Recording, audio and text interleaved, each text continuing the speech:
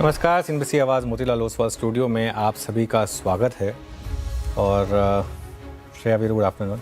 Good afternoon. और इस market को देखकर लग रहा है कि क्या ही कर लेंगे आप। सिर्फ एक मिड कैप इंडेक्स है, 0.7% ऊपर है। आज सुबह हमने बात की थी वैसे कि आज मिड कैप अच्छे चलेंगे। निफ्टी में चलने का गिरने का दोनों का कोई ट्रिगर नहीं है। सेंसेक्स देखिए एकदम फ्लैट है, बैंक निफ्टी 0.2% नीचे है, निफ्टी आईटी आधा % ऊपर है। ये मोर और लेस वही कमेंट्री जो हमने आज सुबह की थी कि बैंक्स पे थोड़ा प्रेशर होगा, आईटी थोड़ा चलेंगे, मिड कैप थोड़ा आउट परफॉर्म करेंगे, लेकिन निफ्टी के पास ना चलने के ना गिरने के ट्रिगर हैं।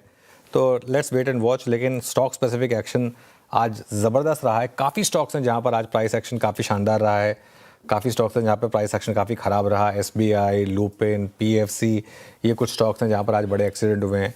दूसरी तरफ हिटाची, पेटीएम, ऐसे स्टॉक्स भी हैं जिन्होंने आज बहुत पैसा बनाया भी है लॉन्ग साइड पर। तो डिपेंड करता है कि अगर आप सही स्पेस में हैं या नहीं है। चलिए खैर, इन सब पर बातचीत होगी। फिलहाल के लिए शो की शुरुआत करते हैं हेडलाइंस के साथ। बाजार में कंसोलिडेशन का मूड, निफ्टी 100 पॉइंट की रेंज में हल्की बढ़त के साथ 24,600 के करीब। हालांकि बैंक निफ्टी में थोड़ा दबाव, निफ्टी आईटी में आउट परफॉर्मेंस, साथ ही मिड कैप इंडेक्स भी 450 पॉइंट के साथ कर रहा है आउट परफॉर्म। आज के बिग स्टॉक्स का जलवा, दमदार नतीजों से उछला हिताची 10% के अपर सर्किट के साथ है। हीरो बना हिताची, डिलीवरी भी लोअर लेवल से करीब 6% ऊपर। वहीं उम्मीद से बेहतर रिजल्ट से चमका टाइटन, शेयर लाइफ हाई पर पहुंचा। सोने में तेजी से चले मणिपुरम और मुथूट फाइनेंस, साथ ही वेदांता, एल्युमिनियम चमका। केन्स बना action of the day. Capital market शेयरों में आज जोरदार खरीदारी, 2% से ज़्यादा चढ़ा इंडेक्स, 4% से ज़्यादा के उछाल के साथ। वायदा के टॉप गेनर्स में शामिल बीएसई, साथ ही कंज्यूमर ड्यूरेबल, आईटी और ऑटो में भी रफ्तार, लेकिन सरकारी बैंक, तेल गैस और फार्मा शेयरों में दबाव। आज के चार्ट जीपीटी पड़े सटीक, मजबूत चार्ज के दम पर दौड़ा एलटीएम, शेयर करीब 3% मजबूत। साथ ही ग्रासिम में भी शानदार तेजी। वहीं एपीएल, अपोलो, एमएनएम में भी खरीदारी कायम, लेकिन कमजोर चार्ज से फिसला ब्लू स्टार। आज का एक्सीडेंट बना लुपिन, शेयर 6% टूटा। नतीजों के बाद कमेंट्री से भी बाजार मायूस। कॉल में मैनेजमेंट ने कहा यूएस कारोबार में कंपटीशन का दबाव बढ़ा। सुबह सीएनबीसी आवाज़ ने बिग स्टॉक्स में किया था अलर्ट। सीएनबीसी आवाज़ के पिछले कई दिनों से बना बिग स्टॉक पेटीएम का सुपर परफॉर्मेंस जारी। शेयर 9% उछल कर पहुंचा 50 साल की हाईस पर। पहली बार किसी ब्रोकरेज ने दिया आईपीओ प्राइस से ऊपर के लक्ष्य। बंसीन बोला 52% तेजी के साथ शेयर दिखा सकता है 2200 के लक्ष्य। अच्छे नतीजों के बाद इन्फो एज 5% ऊपर, मुनाफा 51% बढ़ा। आय में भी 11% की बढ़त, मार्जिन में भी अच्छा उछाल। इधर कमजोर नतीजों के बाद टूटा पीएफसी, शेयर करीब 7% टूटा और बना वायदा का टॉप लूजर। और माइनिंग सेक्टर के लिए पॉजिटिव खबर, आज लोकसभा में पेश हो सकता है मेमोरेंडम अमेंडमेंट बिल। माइनिंग पर टैक्स लगाने के राज्यों के अधिकार सीमित करने का प्रस्ताव। सीएनबीसी आवाज़ की एक्सक्लूसिव खबर से एनएमडीसी और वेदांता में शानदार मजबूती। ओके, चलिए शो की शुरुआत करेंगे। और एक दायरे में है बाजार, इनफैक्ट 110 पॉइंट की रेंज है। आई थिंक पिछले 2 दिन से हम देख रहे हैं। थर्सडे को शायद 70 पॉइंट की रेंज थी, फ्राइडे को आई थिंक 80 या 90 पॉइंट की रेंज थी, मतलब ऐसे कुछ था। आज भी 110 पॉइंट की रेंज है। अगर आप निफ्टी को देखेंगे तो बाजार एकदम फ्लैट है और दोनों तरफ के मूव्स भी दिए हैं बाजार ने। लेकिन मिड कैप में आज उम्मीद के मुताबिक अच्छी तेज़ी। आज सुबह हम एक्सपेक्ट कर रहे थे कि आज एक मिड कैप रैली होनी चाहिए। हालांकि स्मॉल कैप नहीं चले, ये थोड़ा इंटरेस्टिंग है कि मिड कैप चल रहे हैं, स्मॉल कैप नहीं चले, लेकिन ये एक इंटरेस्टिंग है। एडवांस डिक्लाइन भी ठीक ठाक है। एसबीआई की अगुवाई में अगर आप देखेंगे बैंक निफ्टी में गिरावट हुई है और कुछ देर में मैं एसबीआई पर डिटेल में बात करूंगा।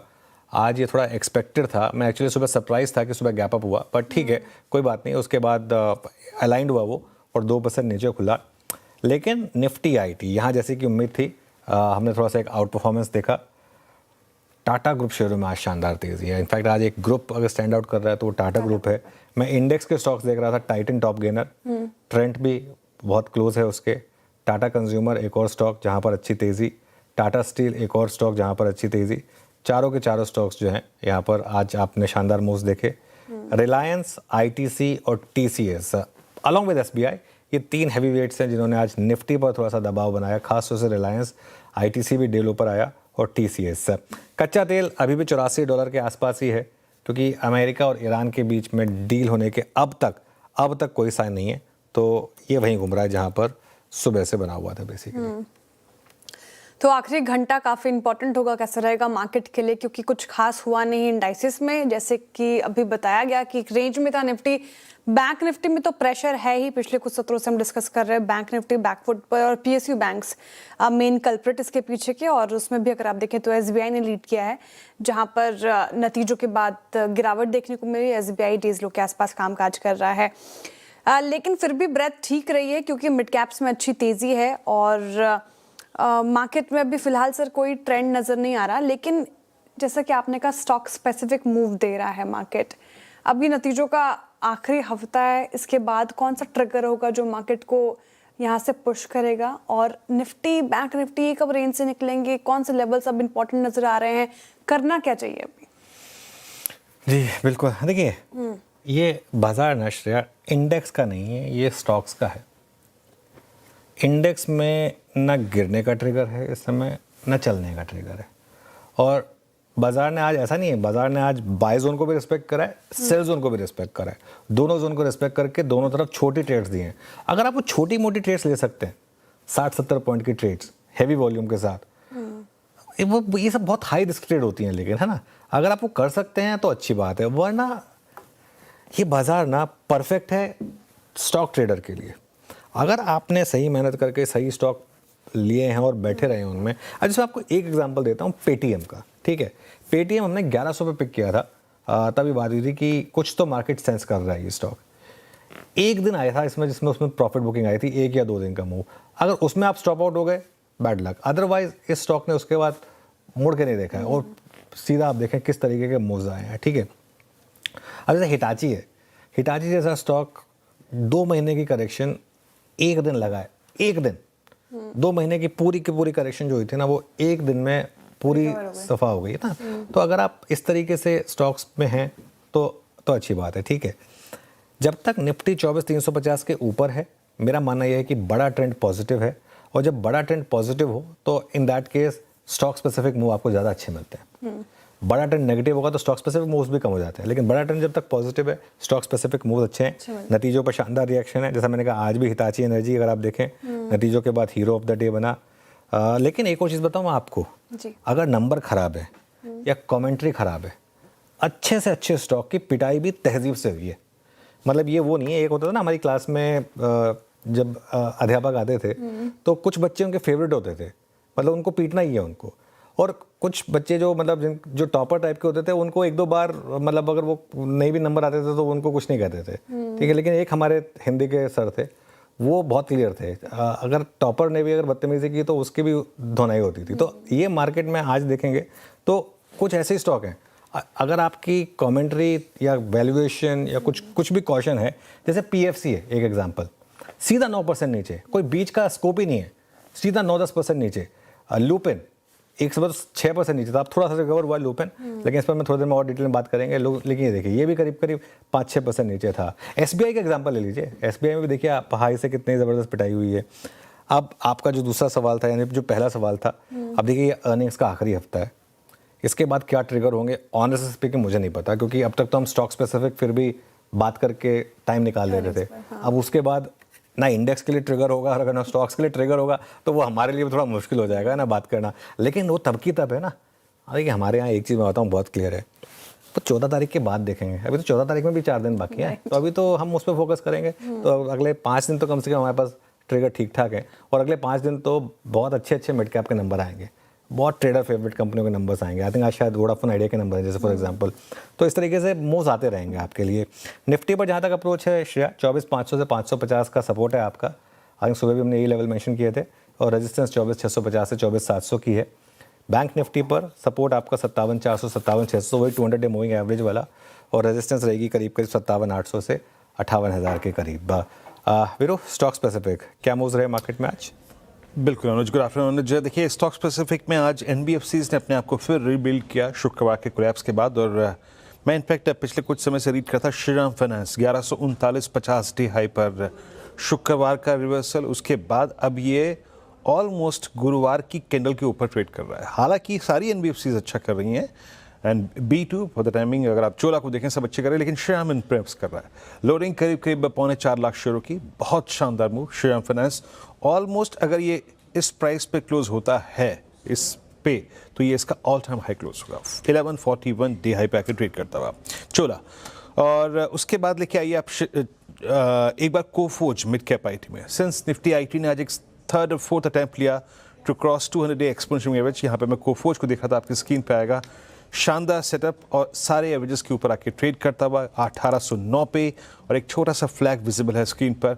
बट सबसे महत्वपूर्ण बात यह है कि अपना दिसंबर 2025 का ब्रेकडाउन पॉइंट, जहाँ पर क्लस्टर ऑफ एवरेजेस वायलेट हुए थे, उन सबको रीगेन कर गया डी हाई पे ट्रेड करता हुआ। तो मिड कैप आईटी में कोफोज, शानदार प्लेसमेंट यहाँ पे। और थर्ड है, जरा प्लीज लेके आइएगा, दैट्स पिडिलाइट। अर्निंग्स का सपोर्ट था, अर्निंग्स बहुत शानदार थी, और सारे अगर आप देखें numbers, most specially margins expectation से कहीं अच्छे थे। 1680 अपने सेकेंड बेस्ट लेवल इस दौर के, उस पर ट्रेड करता हुआ अक्टूबर 24 के बाद। इसका ऑल टाइम हाई जो इंट्राडे में लगा था वो करीब करीब था 1701 का। ऑलमोस्ट उसके लिए अपने आप को प्रिपेयर कर रहा है, और करीब करीब 1678 पर डे हाई की ट्रेजेक्टरी में ट्रेड करता हुआ। ये तीन स्टॉक्स अगर आप देखें वाई के लिहाज से काफ़ी इंप्रेस कर रहे हैं। अनुज, आता हूँ मैं एक दो सेक्टर्स पे आपसे बात करता हूँ। एक बार जरा एनबीएफसीज के बिहेवियर को देखिए। क्या एक ऐसे समय में जब बैंक्स किसी प्रकार की लीडरशिप लेने को तैयार नहीं है, चाहे वो एचडीएफसी बैंक हो, चाहे अच्छे नंबर्स वाला आईसीआईसीआई बैंक हो, चाहे थोड़ा सा स्केप्टिकल नंबर वाला एसबीआई हो, क्या एनबीएफसीज पे for the time being focus करना अच्छा रहेगा क्या ऐसे समय में? और जो ये मार्केट मैसेज है उसको बिल्कुल, देखिए एनबीएफसीज के अपने ट्रिगर्स हैं, इसमें कोई डाउट नहीं है, और एनबीएफसी अच्छा चल भी रहे हैं। आई थिंक चोला की हमने बात की थी, श्रीराम की हमने बात की थी, बजाज फाइनेंस तो लगातार हमारे रडार पर आया है। उस दिन गिरावट आ गई थी आरबीआई के नॉर्म की वजह से, लेकिन वो भी मुझे लग रहा है कि इवेंचुअली आपके लिए बाइंग अपॉर्चुनिटी साबित होगी। और मुथूट और मनापुरम के भी अपने खुद के ट्रिगर्स हैं। पेटीएम तो खैर एक नेक्स्ट लेवल ऑफ स्टॉक बन चुका है।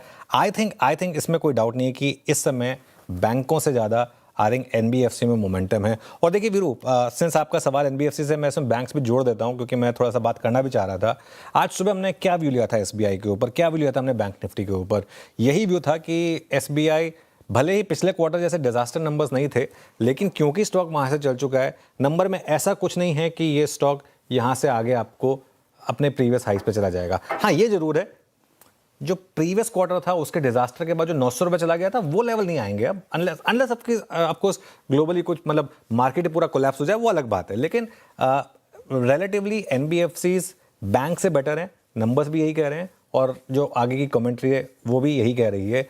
और एक चीज़, एनबीएफसी के केस में एक एडवांटेज ये भी होती है कि एनबीएफसीज चूजी हो सकती है, मतलब इन द सेंस कि आप कुछ पर्टिकुलर पॉकेट्स पर फोकस कर सकते हैं, जहाँ पर स्ट्रेंथ हो वहाँ पर। आई थिंक वो एक और फैक्टर है जो एनबीएफसीज के फेवर में जाता है। चलिए श्रेया, आगे बढ़ते हैं। Right sir, stock specific moves तो अच्छे थे मार्केट में, लेकिन दो स्टॉक्स की पर्टिकुलरली चर्चा करना चाहूँगी जिसको देखकर मजे आके से मार्केट में। एक डिलीवरी और ल्यूपिन। आपकी बोल्ड कॉल थी सुबह, डिलीवरी के नतीजे खराब थे और आपने कहा था बिल्कुल भी शॉर्ट मत करना, और देखिए निचले स्तरों से रिकवरी के साथ हम डेज हाई के आसपास ऑलमोस्ट 1.5% ऊपर हैं। वही दूसरे और ल्यूपिन, आपने कहा था कि अब इसका जो अच्छा फेज था वो चला गया है, और अब कमेंट्री भी काफ़ी वीक थी, तो 4% डाउन है। पहले तो सर कॉन्ग्रेचुलेशन, दोनों कॉल एकदम सटीक बैठी। कन्विक्शन कैसे आया और दोनों स्टॉक्स में अब क्या रहा है? और देखिए एक बात बताऊँ मैं, डिलीवरी प्री ओपन में 5 या 6% नीचे सेटल हुआ था, फिर भी हमने अपना व्यू नहीं बदला। एक यही व्यू रखा था कि दो चीज़ें होती हैं, एक तो न्यू एज स्टॉक्स को मार्केट एक बेनिफिट ऑफ डाउट देता है। यही नंबर किसी और कंपनी के आए होते ओल्ड एज के, ज़बरदस्त उठाई कर देता मार्केट। थोड़ी सी न्यू एज है, यंग प्रमोटर है, मार्केट थोड़ा उसको बेनिफिट ऑफ डाउट देता है, ठीक है। दूसरा, इनकी कमेंट्री बहुत अच्छी थी कि, और स्टॉक गिर चुका था ना काफी श्रेया, एक महीने में स्टॉक अगर आप आज का मूव हटा दें उसके बाद 8-9% नीचे था एक महीने में। कोई लॉजिक नहीं था ऐसे में शॉर्ट करने का, और यही हमारा व्यू था कि यहाँ पे शॉर्ट कवरिंग आएगी। और इनफैक्ट अगर आपने प्री ओपन में लिया होता तो जबरदस्त ट्रेड मिली होती, और ये पूरी की पूरी स्क्रीन पर प्ले हुई। लोपिन, आई थिंक लोपिन के केस में जैसे मैं कह रहा हूँ, मैं अपने से ज़्यादा क्रेडिट दूंगा मेरी रिसर्च टीम को, क्योंकि उन्होंने मुझे बात की, उन्होंने वीकेंड पे वो कॉल सुनी और मुझे बताया कि वो कॉल काफ़ी ख़राब थी, और वो लूपिन में एक जो हमारा एक लॉन्ग टर्म का पॉजिटिव व्यू चला आ रहा है, अब उसको ख़त्म करने का समय आ गया है। इसमें बड़ा पैसा बना, 600 से 2400 तक स्टॉक आया, लेकिन अब मुझे लग रहा है कि यहाँ से थोड़ा सा अब ये स्टॉक अंडर परफॉर्म करे, इसकी पॉसिबिलिटी बन रही है।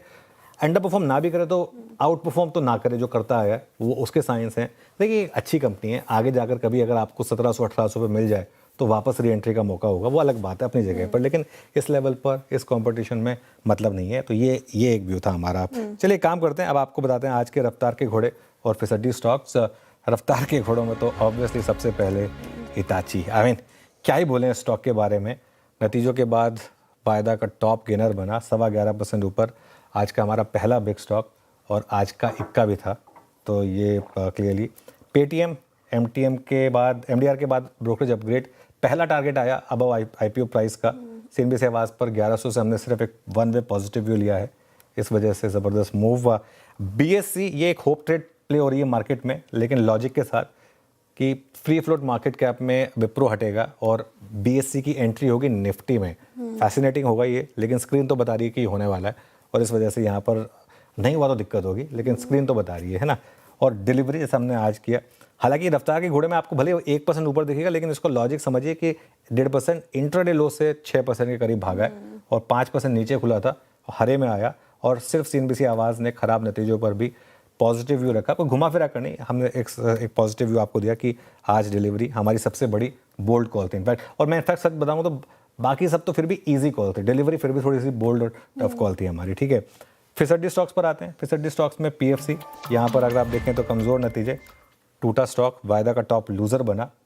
केन्स, अच्छा केन्स के केस में एक इंटरेस्टिंग चीज़ ये हुई कि गैप डाउन ही बड़ा हो गया, और ये बैन में है तो उसके लिए कोई बहुत ज़्यादा ट्रेड का मतलब नहीं था। रिकवरी आई लेकिन फिर वापस कोलैप्स हुआ, और वर्किंग कैपिटल की दिक्कत की वजह से स्टॉक में गिरावट आई।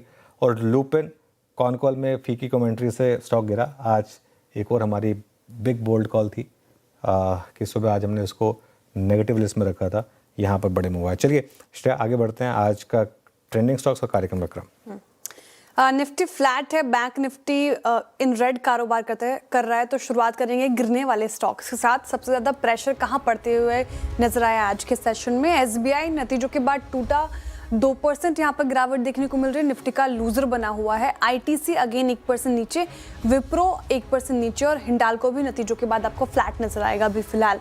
वायदा में अगर आप देखें तो क्रॉम्पटन नतीजों के बाद उस दिन भी टूटा था और आज भी देखिए 1.5% नीचे ही है। पीएफसी 8% टूट के नतीजों के बाद, काफ़ी ख़राब, और वैसे ही स्ट्रीट ने रिएक्ट किया है इस पर। ल्यूपिन कमेंट्री काफ़ी वीक थी मैनेजमेंट की, तो स्ट्रीट ने किया है पनिश, 4% नीचे, और आरईसी पीएफसी दोनों ही टूटे थे आज नतीजों के बाद 6.5% डाउन। लेकिन चढ़ने वाले स्टॉक्स कौन से हैं? टाइटन, यहाँ Q1 नतीजों के बाद अच्छी तेजी देखने को मिल रही है, 2.5% ऊपर है। ग्रासिम में ChatGPT पार्ट 1 का काउंटर था हमारा, 2% ऊपर। टाटा कंज्यूमर भाग गया 2.5%, और पूरे टाटा ग्रुप के स्टॉक्स की हम चर्चा कर रहे थे जहां पर अच्छी तेजी देखने को मिल रही है।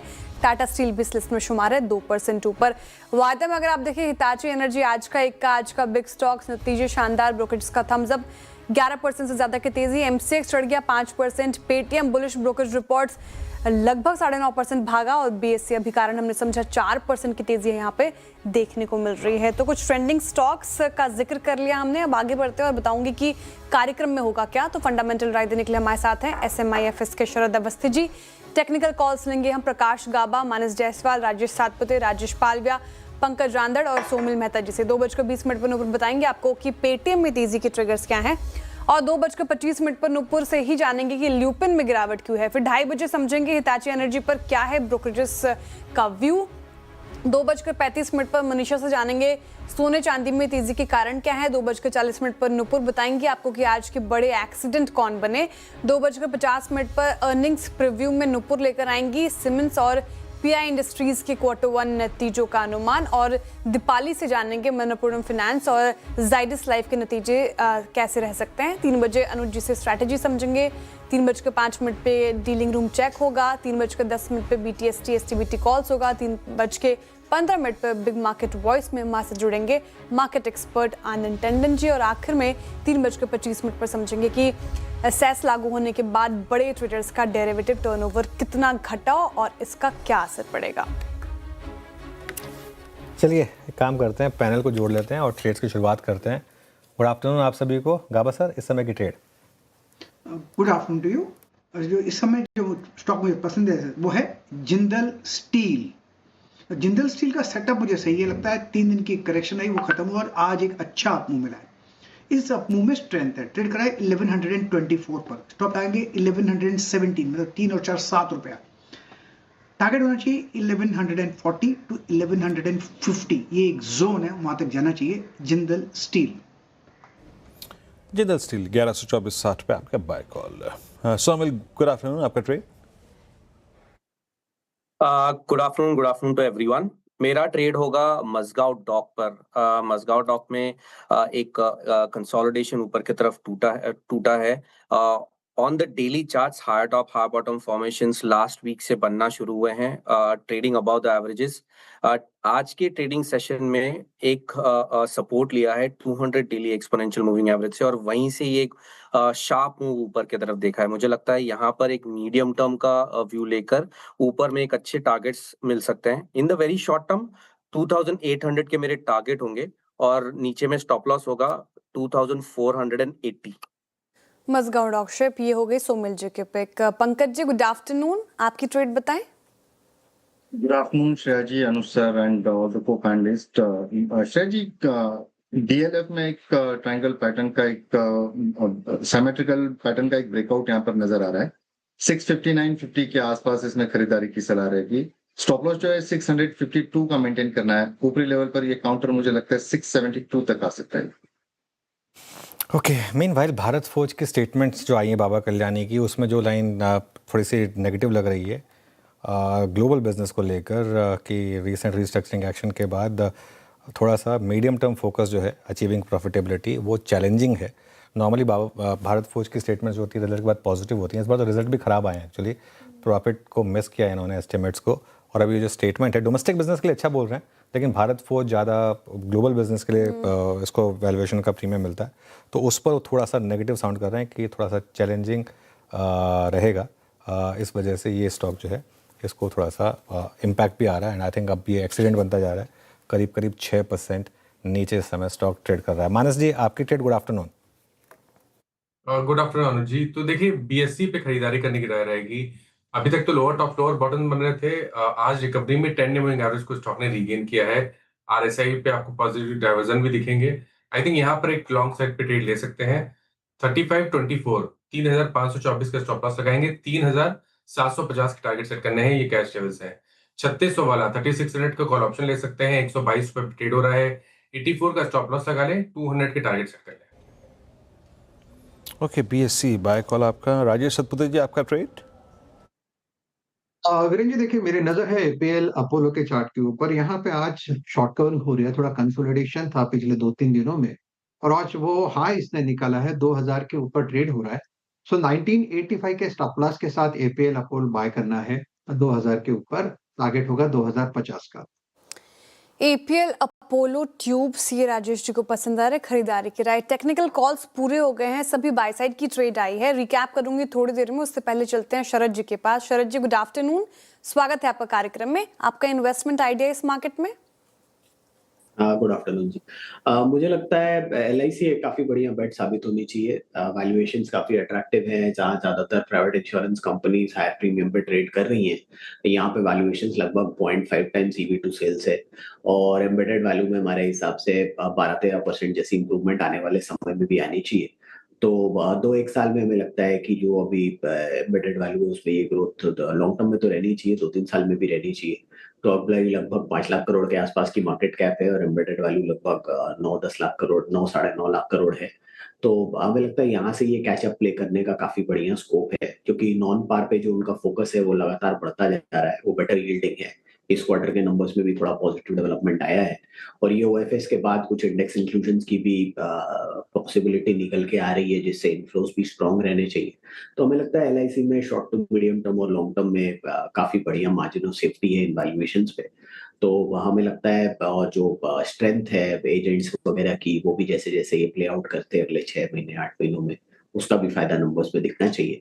तो बड़ी कंपनी है, थोड़ा सा धीरे मूव करती है, बट मुझे लगता है कि जो ट्रिगर्स हैं शॉर्ट टर्म में और मीडियम टर्म में वो भी काफी पॉजिटिव है इनके लिए।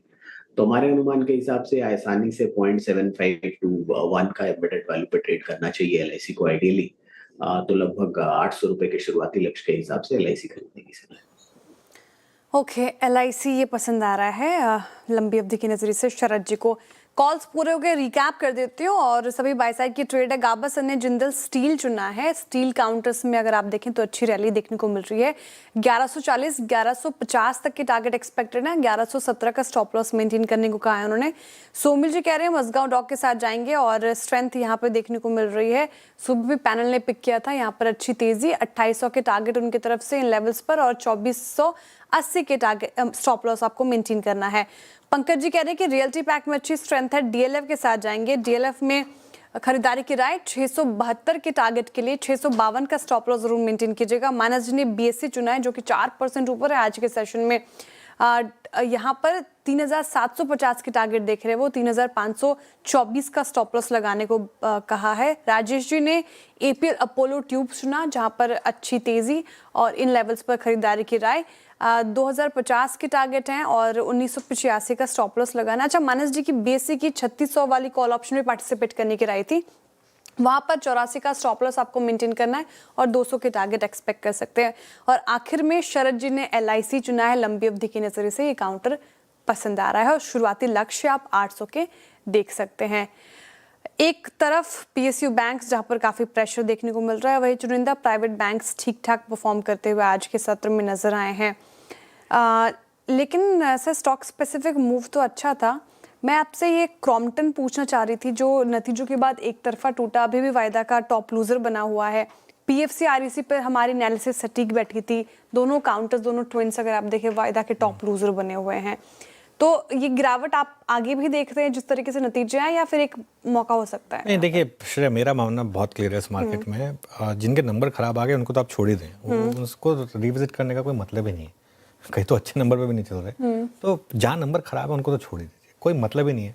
वैसे भी देखिए टाइम और पैसा लिमिटेड है, ये वो वाली मार्केट नहीं है कि सब कुछ चलेगा। आप भारत फोर्ज देख लीजिए आप, आई थिंक हल्का सा डिसअपॉइंटमेंट आया और किस तरीके से स्टॉक गिर गया आपका। और इसमें काफ़ी रिजल्ट से पहले काफ़ी बाइंग हो चुकी थी, काफ़ी चला था ये स्टॉक का। इनफैक्ट सबसे स्ट्रॉन्ग स्टॉक्स में से एक था, लेकिन पोजीशनिंग इस लेवल की हो गई थी। अब देखिए पूरी की पूरी वो जो है वो गिरावट आ गई। तो ठीक है, I think stock specific, I think जहाँ पर मोमेंटम है ना, जैसे मोमेंटम है पेटीएम में, वहाँ पर बने रहे और वहाँ पे कुछ ना कुछ अच्छी खबरें आती रहेंगी आपके लिए। जैसे आज आ गई, पेटीएम की बात कर लेते हैं, 10% से ज़्यादा ऊपर हो गया है अब। और कंपनी पर पहली बार किसी ब्रोकरेज हाउस ने 2150 के इशू प्राइस के ऊपर के टारगेट दिए हैं। क्या है ये फैसिनेटिंग रिपोर्ट? नूपुर से जानते हैं। Nupur, good afternoon. Good afternoon. बिल्कुल पहली बार किसी ब्रोकरेज हाउस की तरफ से इतने बड़े लक्ष्य यहाँ पर आते हुए नजर आए। 2150 रुपये का इशू प्राइस था, उसके ऊपर का लक्ष्य बर्नस्टीन की तरफ से आते हुए दिखा है। 2200 रुपये का टारगेट आपको दिखेगा। मौजूदा भाव से ऑलमोस्ट 50% का अपसाइड उन्हें नजर आता है। आउट परफॉर्मेंस की रेटिंग है, टारगेट प्राइस बढ़ाया है। पहले 1500 रुपये का लक्ष्य था, उसे बढ़ा के 2200 रुपये का लक्ष्य कर दिया है। उनका कहना है कि FY28 से UPI ट्रांजैक्शन पर MDR जो है उससे जो बेस होगा वो बढ़ोतरी होती हुई दिखेगी। रेवेन्यूज और एबिटा में आपको ये नंबर्स जो है FY28 से आने नजर आ जाएंगे। MDR से नेट पेमेंट मार्जिन 3 से 4 बेसिस पॉइंट यहाँ पे बढ़ोतरी होती हुई नजर आ सकती है। FY28 में एबिटा देखें तो ऑलमोस्ट 1320 करोड़ की बढ़त यहाँ पर बर्नस्टीन की तरफ से आती हुई दिखी है। EPS की बात करें तो FY30 तक करीबन 30% बढ़ सकती है। 106 रुपये ये आंकड़ा पहुंचता हुआ नजर आ सकता है। ग्रॉस मर्चेंडाइज वैल्यू का भी अनुमान देखें तो जो 30 लाख करोड़ के आसपास का है FY27 का, उसे बढ़ा के ऑलमोस्ट 56 लाख करोड़ कर दिया है बर्नस्टीन ने FY30 में जाके। हालांकि रिस्क ये है कि MDR का कितना हिस्सा कंपनी अपने पास रख पाती है, ये काफ़ी इंपॉर्टेंट होगा। लेकिन मर्चेंट जो एक्विजिशन होंगे, जो कारोबार होगा, वहाँ पे कंपटीशन भी बढ़ती हुई नजर आ सकती है। एक ये भी कंपनी के लिए रिस्क है। लेकिन पहली बार हुआ है बर्नस्टीन की तरफ से अपग्रेड आते हुए दिखा है और फर्स्ट टाइम किसी ब्रोकरेज हाउस का टारगेट है जो कि इसके IPO ओरिजिनल प्राइस से ऊपर का आपको दिखेगा। तो बर्नस्टीन की अगर देखें व्यू, और पेटीएम 1587 पे डे हाई पे ट्रेड करता हुआ मुझे याद आता है। ठीक है, IPO से पहले CNBC पर मैंने ये बातचीत की थी पेटीएम की मैनेजमेंट से, बहुत दिनों बाद स्क्रीन पे प्राइस। शरद, आपका टेक क्या है पेटीएम पे, और बर्नस्टीन के व्यू से आप सहमत हैं कि नहीं है, और आपका प्राइस व्यू 1584 पे? अब देखिए जिस टाइप की अर्निंग्स ग्रोथ एक्सपेक्टेड है अगले 2 सालों में, मुझे लगता है 50-60% जैसी ग्रोथ तो सब लोग उम्मीद कर ही रहे हैं। प्लस ये UPI में पेमेंट्स के एक थ्रेशोल्ड के ऊपर जो चार्जेस वगैरह लगने की बात है, अगर वो मटेरियलाइज हो जाता है तो मुझे लगता है थोड़ा सा अर्निंग्स को इम्पेटस मिलना चाहिए। बट अगर आप कंजर्वेटिवली भी पकड़ के चले तो मुझे लगता है 40-45-50% जैसी ग्रोथ आनी चाहिए, तो 40-50 का मल्टीपल मिलना बहुत मुश्किल नहीं होना चाहिए। तो अगर FY28 के नंबर्स पे भी मैं देख रहा हूँ तो मुझे लगता है लगभग एनीवेयर बिटवीन 1600 से 1800, तो 1700 साढ़े 1700 तक के टारगेट्स हो सकते हैं। तो वो एक पॉसिबिलिटी है। 2100 अभी तो मैं नहीं देख पा रहा हूँ, अगर आप 29 तक एक्सटेंड करते हैं तो हो सकता है हो जाए, बट 28 तक के नंबर्स में वो तो थोड़ा मुश्किल लग रहा है। बट अर्निंग्स ग्रोथ ट्रेजेक्टरी काफी स्ट्रॉन्ग है अगले 2-3 साल, और ये MDR वाला इशू अगर एड्रेस होता है और इससे कुछ पॉजिटिव डेवलपमेंट निकल के आती है तो भी काफी अच्छा रहना चाहिए। बट मेरे हिसाब से कंजर्वेटिवली भी आप लेके चलते हैं तो 1-1.5 साल में 1700-1750 तक के टारगेट्स आ सकते हैं। ओके, मीनवाइल वो भारत फोर्ज की हमने बात की थी तब 5% नीचे था, अब 8.5% नीचे हो चुका है स्टॉक, और गिरावट आई है यहाँ पर। कमेंट्री काफ़ी ख़राब थी, जैसे मैं कह रहा था ना, ग्लोबल बिजनेस को लेकर, और नंबर भी ख़राब थे, तो इस वजह से यहाँ पर बड़ी गिरावट है। शरद जी, 2100 पर भारत फोर्ज खरीदेंगे या बेचेंगे? 60-65 टाइम 1 साल forward, 30-32% growth long term most probably sustainable नहीं है, क्लास 8 टैक्स का इशू रहता है, तो मुझे लगता है मैं इस लेवल पे अवॉइड ही करूंगा अभी। इन लेवल्स पे तो फिलहाल भारत फोर्ज अवॉइड है। आज का एक और एक्सीडेंट बनता हुआ जा रहा है, लेकिन जो सुबह का एक्सीडेंट है उसकी बात कर लेते हैं। ल्यूपिन 4% नीचे है आज का एक्सीडेंट ऑफ द डे, और बिग स्टॉक्स में सटीक एनालिसिस हुई थी इस पर्टिकुलर काउंटर की।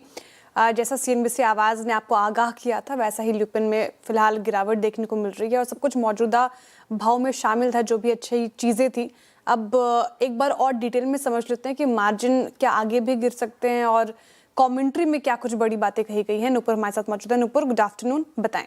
Good afternoon. बिल्कुल, कॉन्फ्रेंस कॉल की कमेंट्री थोड़ी कमज़ोर आपको नजर आएगी, स्पेशली कंपटीशन को लेकर काफ़ी सतर्क यहाँ पर मैनेजमेंट होते हुए दिखा। US कारोबार की बात करें तो वहाँ पे उनका कहना है कि कंपटीशन लगातार यहाँ पे बढ़ते हुए नजर आ रहा है। कंपनी की 2 इंपॉर्टेंट दवाएं जहाँ पे कंपटीशन बढ़ते हुए नजर आ रहा है, मार्केट शेयर यहाँ पे कंपनी गंवा सकती है। टॉलवोपेन की बात करें तो दवा की कीमतों पर दबाव यहाँ पर देखने को मिल सकता है। नई कंपनियाँ जो आ रही है लगातार इस पर्टिकुलर दवा को लेकर, उसकी वजह से मार्केट शेयर जो है वो घटता हुआ नजर आ सकता है। कंपनी की एक इंपॉर्टेंट दवा है, उसका भी प्राइसिंग प्रेशर यहाँ पर देखने को मिल रहा है, और आगे चल के US से जो कारोबार होगा वो एक लिमिट में बनता हुआ नजर आएगा। एक लिमिट सेट हो गई है, 250 से 280 मिलियन डॉलर की बात करें तो यहीं पर ये सीमित होता हुआ नजर आएगा। डॉलर टर्म्स में 1 से $1.25 बिलियन के आसपास ये कारोबार देखने को आपको मिल सकता है। कंपटीशन बढ़ने से US कारोबार के जो मार्जिन है वहाँ पर भी रिस्क है, उस पर भी दबाव देखने को मिल सकता है, और कीमतें घटने से US कारोबार की जो ग्रोथ रेट होगी आएगी वो भी आगे चल के कमज़ोर यहाँ पे होती हुई दिख सकती है। रिसर्च एंड डेवलपमेंट का खर्चा, R&D का खर्चा जो है इस क्वार्टर में बढ़कर आते हुए दिखाता है, और आगे भी 8% अगर सेल्स के कंपेयर करें तो हो सकता है जो बॉटम लाइन है वो भी थोड़ी ज़्यादा इंपैक्टेड आपको नजर आए। हालांकि मैनेजमेंट ने अपने गाइडेंस को बरकरार रखा है। FY27 में high single digit I growth guidance जो है वो बरकरार रखा है। EBITDA मार्जिन गाइडेंस 25% के आसपास है। यूरोप में 10 से 20% की ग्रोथ जो है कंपनी यहाँ पर उम्मीद लेके चल रही है, लेकिन US के कारोबार से ज़्यादा इम्पैक्ट आने वाले समय में और क्वार्टर्स में देखने को मिल सकता है। ओके, ल्यूपिन पर ये फिलहाल कॉन कॉल में क्या कुछ बड़ी बातें कही गई है उसको हमने रिविजिट किया। कंपटीशन के बीच ल्यूपिन आगे कुछ दिक्कत देखने को मिल सकती है इस पर्टिकुलर काउंटर में, जिसकी वजह से आज डेंट देखने को मिल रहा है, 4.5% डाउन। शुक्रिया नुपुर जानकारी के लिए। चलिए वक्त थोड़ा एक छोटे से ब्रेक का, लेकिन ब्रेक के उस बाद जल्द लौटते हैं।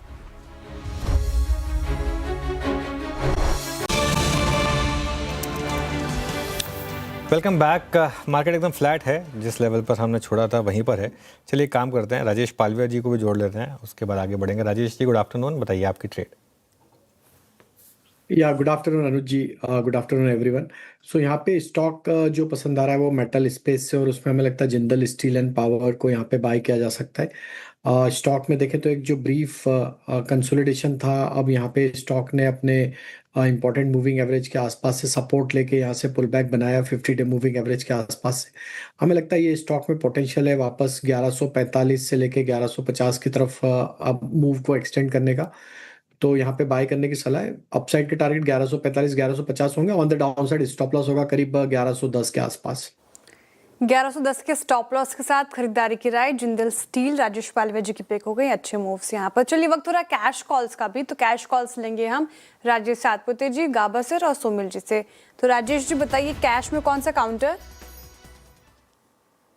देखिए श्रेया, मेरी नजर है स्नाइडर इलेक्ट्रिक इंफ्रा पे। आप इसका चार्ट देखिए, बहुत बेहतरीन चार्ट है, कंसोलिडेशन है, और ये जो कंसोलिडेशन है उसका हायर एंड था 1385 का, 1404 चल रहा है। तो हम 1385 के स्टॉप लॉस के साथ स्नाइडर इलेक्ट्रिक बाय करेंगे।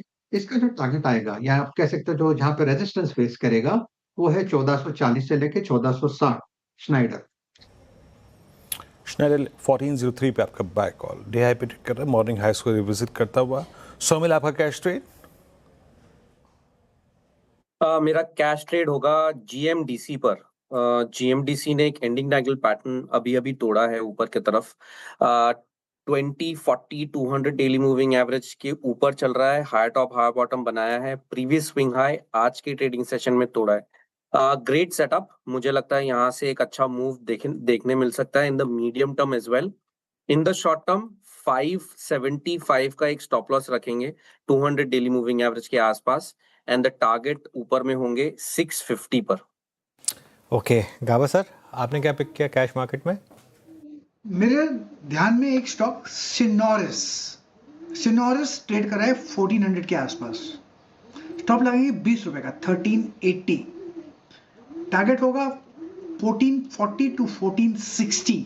ये एक जोन है, वहां तक जाना चाहिए। स्पिल ओवर ट्रेड कल तक के लिए हो सकता है सिनोरेस, ये हो गई गाबा सर की पिक। मीनवाइल एक बार एसबीआई लेकर आइए जरा, और एसबीआई की बात करते हैं यहाँ पर, क्योंकि ये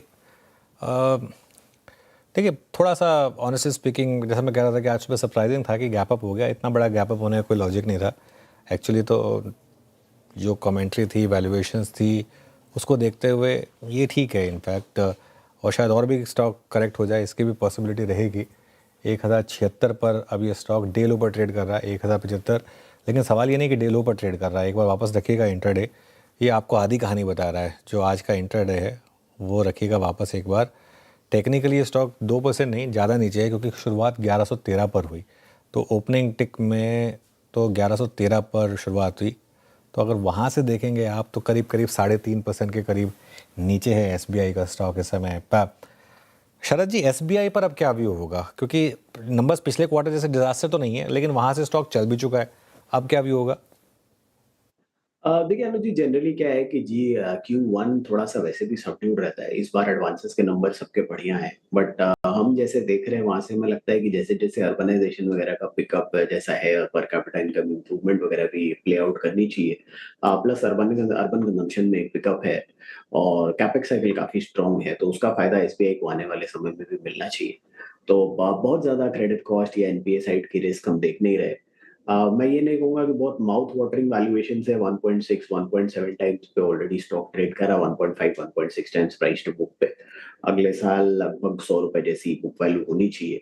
तो मेरे हिसाब से एटलीस्ट यहाँ से अगर आप बहुत कंजर्वेटिवली चलते हैं कि बहुत बड़ी कोई री रेटिंग नहीं होती है, तो भी मेरे हिसाब से आपके टारगेट करीब यहाँ से 150-200 रुपए ऊपर के होने चाहिए। तो लगभग अभी 1090 1075 चल रहा है, तो लगभग 1200 1250 पे टारगेट्स पे लेके हम अभी चल रहे हैं इनिशियली अगले एक साल के लिए। तो ऐसा नहीं है कि बहुत माउथ वाटरिंग है कि बहुत बड़ी कोई अपसाइड है, बट ठीक है, लार्ज कैप के हिसाब से 10-15% अपसाइड डिसेंट है एक साल में। 12 मंथ टारगेट शरद जी का करीब 1250 की ट्रेजेक्टरी में है। अच्छा, एक बार लेके आइए आप डिफेंस पेक। सौमिल, जरा आपकी रीडिंग क्या कह रही है डिफेंस पैक में? मैं सुबह एचएल को दिख रहा था, एचएल ने लास्ट वीक बहुत स्ट्रॉन्ग मूव दिया था। स्टॉक स्पेसिफिक हो गया, इंडेक्स मत रखिएगा। एचएल ने एक ब्रेकआउट दिया इंट्राडे में। आप देखिए मजगांव डॉक, लास्ट वीक मेरे ख्याल से थर्सडे की कैंडल बहुत स्ट्रॉन्ग थी, उसके बाद आज सारे एवरेजेस के ऊपर आके ट्रेड कर रहा है। और एक बार जरा आप बीएल भी रखिएगा, बीएल आपके स्क्रीन पे आएगा करीब करीब 403 पे ये ट्रेड करता हुआ, ये लोअर ट्रेजेक्टरीज में एवरेजेस को रीगेन कर रहा है। सबसे प्रॉमिसिंग क्या लग रहा है? इन 3 स्टॉक्स को रखा मैंने आपकी स्क्रीन पे जो उसमें से। आई थिंक अगर आप देखें मस्गांव डॉक सबसे प्रॉमिसिंग लग रहा है। मैंने आज यही चुना था आपके शो में। मेरा पहला पिक मस्गांव डॉक ही था। मुझे लगता है कि BDL is looking good as well. BDL एक ऑन द डिफेंस पैक में मुझे बहुत ही अच्छा लग रहा है। बीएल इज डेफिनेटली गुड, लेकिन वो एवरेजेस के ऊपर अभी तक सस्टेन नहीं हो पा रहा है। 200 डेली मूविंग एवरेज के ऊपर अब तक आया नहीं है। लेकिन अगर आप मस्गांव डॉक देखें तो Mazagon dock is a better pick. HAL already एक high top high bottom formations बना रहा है वीकली मंथली चार्ट्स पर। That is a great breakout, और हर एक एवरेज के ऊपर चल रहा है। So I will go with Mazagon dock and HAL मुझे लगता है कि एक बड़े रेंज का ब्रेकआउट मिला है, तो ये एक कंफर्मेशन है for medium to long term कि यहाँ से अब नई मूव ऊपर की तरफ शुरू हुई है। तो HAL and Mazagon dock would be our picks. Okay, चलिए अब एक काम करते हैं, एक दो चीज़ें एड्रेस करते हैं। सबसे पहले आज का इक्का हिताची अब करीब 11% ऊपर है। नतीजों के बाद ब्रोकरेजेस क्यों बुलिश हुए, ये बात करते हैं श्रेया से। श्रेया, तो हमारा आज का इक्का अच्छा चला? राइट सर, इक्का आज का इक्का हिताची एनर्जी 11-12% है, वायदा का टॉप गेनर बना हुआ है। इनफैक्ट बिग स्टॉक्स का पहला बिग स्टॉक था हिताची एनर्जी। शानदार नतीजे आए, नतीजों के बाद ब्रोकरेजेस का बड़ा थम्स अप, और देखिए किस प्रकार ये उछला है आज के सेशन में। इंटरेस्टिंग अग्रेसिव टारगेट प्राइस आए हैं। सिटी ने तो खरीदारी की राय रखी है इन लेवल्स पर। टारगेट प्राइस देखिए 46,700 का रखा है, यानी कि करंट मार्केट प्राइस अगर आप देखें 43% का अपसाइड पोटेंशियल नजर आ रहा है हिताची एनर्जी में। इनफैक्ट इन लेवल्स पर कई सारे ब्रोकरेज रिपोर्ट्स ने कवरेज की शुरुआत भी की है बाई और आउट परफॉर्मर की रेटिंग की कॉल के साथ। तो इस कदर यहाँ पर ब्रोकरेजेस बुलिश नजर आ रहे हैं। क्या पसंद आ रहा है सिटी को, तो ऑर्डर इनफ्लोज के आंकड़े काफी पसंद आए हैं। Q1 में अगर आप बात करें तो ऑर्डर इनफ्लो 5,100 करोड़ रहे। इसमें बेस ऑर्डर की बात करें तो लगभग 3,400 करोड़ रहे, जो कि क्वार्टर ऑन क्वार्टर बेसिस अगर आप कंपेयर करें तो करीब करीब 40% की बढ़ोतरी है यहाँ पर, जो कि काफी इंप्रेसिव है। इसके अलावा यूरोप में 2 gigawatt wind power evacuation project के लिए 1700 करोड़ रुपए का export high voltage direct current यानी कि HDVC जो हम बोलते हैं उसका ऑर्डर मिला है। ये काफी पॉजिटिव चीज है। इनफैक्ट आगे की रेवेन्यू विजिबिलिटी कंपनी की काफी साफ नजर आ रही है, और Q1 में रेवेन्यू की बात करें तो 2500 करोड़ के आसपास रहा, जो कि लगभग 70% साल दर साल का इजाफा देखने को मिला है, और सिटी के अनुमान से लगभग 6% बेहतर है। इतना ही नहीं, कमोडिटी कॉस्ट और जिस तरीके से जियोपॉलिटिकल टेंशन थी उसके बीच एबिटा मार्जिन का स्टेबल होना कंपनी की मजबूत स्टैंडिंग चीजें बताती है। तो यहाँ पर इसलिए काफी पॉजिटिव हो गया है, और आगे सिटी कह रहे हैं कि 2-3 चीजों पर नजर रहेंगी जो कि रेवेन्यू में काफी बड़ा कंट्रीब्यूशन देगा। एक तो डोमेस्टिक ट्रांसमिशन में बेस ऑर्डर ग्रोथ किस प्रकार रहती है, साथ ही नए सेगमेंट्स में मार्जिन्स कैसे रहते हैं वहां पे नजर रहेंगी। इसके अलावा नई कैपेसिटी की कमीशनिंग और HDVC ऑर्डर्स यहाँ से आगे चलकर कैसे रहते हैं यहाँ पे नजर रहेंगी। लेकिन तमाम चीजें हर पैरामीटर्स पे हिताची एनर्जी के नंबर्स काफी शानदार थे। उसके बाद जो ब्रोकर रिपोर्ट आई वो ज्यादा इंपॉर्टेंट हो गई टारगेट प्राइस के लिहाज से, इसलिए स्ट्रीट ने इसको किया है रिवॉर्ड। ओके, शुक्रिया श्रेया। मीनवाइल एक बार भारत फौज वापस रख दीजिए अब डे लो पर, और आई थिंक 8% नीचे अब भारत फौज का स्टॉक का। अब बात करते हैं कमोडिटीज़ की। इक्विटीज़ में कंसोलिडेशन है, लेकिन सोने चांदी में अच्छी तेज़ी, खासतौर से चांदी में ज़बरदस्त एक्शन है। क्यों आ रही है बुलियन मार्केट में वापस ये बड़ी रैली, मनीषा से जानते हैं। Manisha, good afternoon. तो एक अच्छी खासी करेक्शन के बाद क्या वापस back to bull run for gold and silver? वो एब्सोल्युटली अनुज, ऐसा बिल्कुल कहा जा सकता है, क्योंकि अगर आप पिछला हफ्ता यहाँ पर देखें तो हमने सोने में करीबन 7% और चांदी में करीबन 11% का यहाँ पर इजाफा आते हुए देखा है। ये एक हफ्ते की तेजी है, और पिछला एक महीना अगर यहाँ पर देखा जाए तो सोना करीब करीब यहाँ पर 9% चढ़ा है और चांदी में 12% का इजाफा देखने को मिला। 3 मेजर चीजें हैं जो आपको इस वक्त यहाँ पर ध्यान में रखनी है। एक तो ये कि हमने जो यूएस का जॉब्स डेटा है यहाँ पर बढ़त नहीं कॉन्ट्रैक्शन आते हुए देखी है, यानी कि यूएस में जॉब्स खोते हुए हमने देखा है। तो जो 70% की प्रोबेबिलिटी थी कि सितंबर में यूएस यहाँ पर इंटरेस्ट रेट्स बढ़ा सकता है, अब वो घटकर 35% हो गई है। तो ये काफी बड़ा बुलिश माना जा सकता है सोने चांदी के लिए कि अगर इंटरेस्ट रेट्स यहाँ पर नहीं बढ़ रहे हैं तो इसका मतलब है पैसा यहाँ पर डिप्लॉय होगा दूसरे एसेट क्लासेस में, और वो सेफ हेवन के तौर पर सोने चांदी में जा सकता है। तीसरी बड़ी बात यह है कि डॉलर इंडेक्स में गिरावट है। 101 का स्तर तो टूटा, 100 का भी टूटा, और बाजार को लगता है कि 99 भी टूटने बहुत दूर नहीं है। 98 जैसे लेवल्स हम यहाँ पर बनता हुआ देख सकते हैं। तो डॉलर इंडेक्स की जो गिरावट है उसका भी पूरा फायदा हम यहाँ पर सोने चांदी में आता हुआ देखेंगे। एक और इंटरेस्टिंग चीज ये है कि सोने में अंतर्राष्ट्रीय बाजारों में $4,000 प्रति आउंस का लेवल हमने बहुत स्ट्रांगली डिफेंड होते हुए देखा है। अब प्राइसेस 4300 के आसपास चल रहे हैं। मार्केट्स को लगता है कि दिवाली या इस साल खत्म होते होते तक 4500, 4800 तक के लेवल्स आप आराम से बनता हुआ देख पाएंगे, यानी कि यहाँ से 10 से 15% की तेजी आप सोने और चांदी दोनों में एक्सपेक्ट कर सकते हैं। चांदी तो एक्चुअली इंडियन मार्केट्स में क्योंकि इंपोर्ट कम है तो इन एनी केस प्रीमियम पे चल रही है। तो अगर $64 प्रति आउंस का इंटरनेशनल लेवल है, चांदी आपको इंडियन मार्केट्स में 66 के लेवल पे मिल रही है, यानी कि $2 से $2.5 का प्रीमियम है। लोग क्लियरली सोना और चांदी इन्वेस्टमेंट के तौर पर, ज्वेलरी के तौर पर खरीदने में लगे हुए हैं। ये अगर आप देखें सोने चांदी की कहानी। मनीषा जी बहुत बहुत शुक्रिया। मनीषा जी फेस्टिवल मोड में आ चुकी हैं और अब दीपावली का जिक्र हो गया है, तो शरद जी आपका टेक, हालांकि कमोडिटीज़ वाले एंजॉय करेंगे स्पेस को, बट आपकी राय क्या है? आई मीन हम कैसे इसको राइड करें, गोल्ड इटसेल्फ या फिर मुथूट, मन्नापुरम या फिर सीएसबी बैंक जैसे स्टॉक्स या फिर फेडरल बैंक? आप क्या लेना चाहेंगे, मतलब सेकेंडरी तौर पे अगर आप गोल्ड में निवेशित नहीं है तो इक्विटी में क्या लेना चाहेंगे जिससे आपको इसका एडवांटेज मिल सके और फेयरली वैल्यूड भी हो? मुझे लगता है मन्नापुरम बेस्ट बेट होनी चाहिए क्योंकि फेडरल बैंक में हमने काफी बढ़िया रिकवरी नीचे से देख ली है और बहुत बड़ी री-रेटिंग पिछले 3-4 साल में स्टॉक ने देखी है। मुथूट में भी वो री-रेटिंग बहुत स्ट्रांगली प्ले कर गई, लगभग 1 टाइम प्राइस टू बुक से आप 4.5 टाइम्स प्राइस टू बुक पे चल रहे हैं और अर्निंग्स ग्रोथ भी ठीक-ठाक रही है। मुझे लगता है मन्नापुरम में नए मैनेजमेंट के आने के बाद अभी भी वैल्यूएशन में वैसा पिकअप आया नहीं है, तो मन्नापुरम में वैल्यूएशन री-रेटिंग की बहुत बड़ी गुंजाइश है। और प्लस अगर गोल्ड का सिनेरियो मोर और लेस ठीक रहता है, जो बहुत बड़ी कोई फॉल नहीं आती है, तो वो भी इनके लिए पॉजिटिव रहना चाहिए। तो अगर आपको इस थीम को प्ले करना है, तो जो 4-5 स्टॉक आपने बोले हैं और जितने गोल्ड फाइनेंस कंपनीज या बैंक्स प्राइमरीली ध्यान में आते हैं, उसमें मुझे लगता है मन्नापुरम बेस्ट प्राइस्ड है इसको प्रॉक्सी प्ले करने के लिए। मन्नापुरम बेस्ट प्लेस है इस समय। चलिए एक काम करते हैं, धमाकेदार ऑप्शंस लेंगे। धमाकेदार ऑप्शंस के लिए हमारे साथ मानस जी हैं, पंकज जी हैं और राजेश पालवे जी हैं। पंकज जी आप शुरुआत करें। अनुसर बॉश के 44,000 के कॉल ऑप्शन पर खरीदारी की सलाह रहेगी। 900 रुपए के करीब एक काउंटर ट्रेड कर रहा है। बहरहाल आज रिजल्ट्स भी है इसका और काफी एक्टिव काउंटर नजर आ रहा है। 720 रुपए का एक स्टॉप लॉस यहाँ पर मेंटेन करे। ऊपरी लेवल पर 1150 रुपए तक के टारगेट्स देखने मिल सकते हैं। ओके राजेश पालवे जी, ऑप्शंस में आपके पिक। श्रेया जी यहाँ पे चोला फाइनेंस पे बाय करने की सलाह है। स्टॉक में देखें तो जिस तरीके से स्टॉक अब 1900 के ऊपर सस्टेन होते हुए दिख रहा है, हमें लगता है ये मोमेंटम 1940 1950 की तरफ बढ़ते हुए दिखेगा। तो स्लाइट इन द मनी 1900 की स्ट्राइक का कॉल ऑप्शन बाय करने की सलाह है चोलामंडलम इन्वेस्टमेंट में। और अपसाइड के टारगेट इस कॉल ऑप्शन के जो कि 54 साढ़े 54 के आसपास ट्रेड कर रहा है, टारगेट एक्सपेक्ट कर रहे हैं इसमें 65 से 70 की तरफ। On the down side stop loss होगा करीब 44 रुपीस के आसपास। जी हाँ, चोला एनबीएफसी स्ट्रॉन्ग मोड में है, रिवर्सल मोड में है शुक्रवार के कोलैप्स के बाद। मानस आपका ट्रेड क्या रहेगा? तो देखिए एपीएल अपोलो के ऑप्शन में खरीदारी करेंगे। यहाँ पर हायर टॉप्स हायर बॉटम्स पहले से बन रहे थे, आज एक फ्रेश ब्रेकआउट चार्ट पे देखने को मिला है। तो एपीएल अपोलो का 2000 वाला कॉल ऑप्शन लिया जा सकता है। 44 रुपीज पे ट्रेड हो रहा है। 34 के स्टॉप लॉस से खरीदारी करनी है और 65 रुपीज तक के टारगेट्स पॉसिबल है। डिस्क्लोजर है कि इस पे हमने अपने क्लाइंट्स को भी रिकमेंडेशन दिया हुआ है। ओके चलिए अब एक काम करते हैं, एक बार देख लेते हैं मार्केट वापस। और निफ्टी देखिए एकदम फ्लैट हो चुका है, बिल्कुल कोई मूव आ ही नहीं रहे। पीएफसी एक बार वापस लेकर आइए।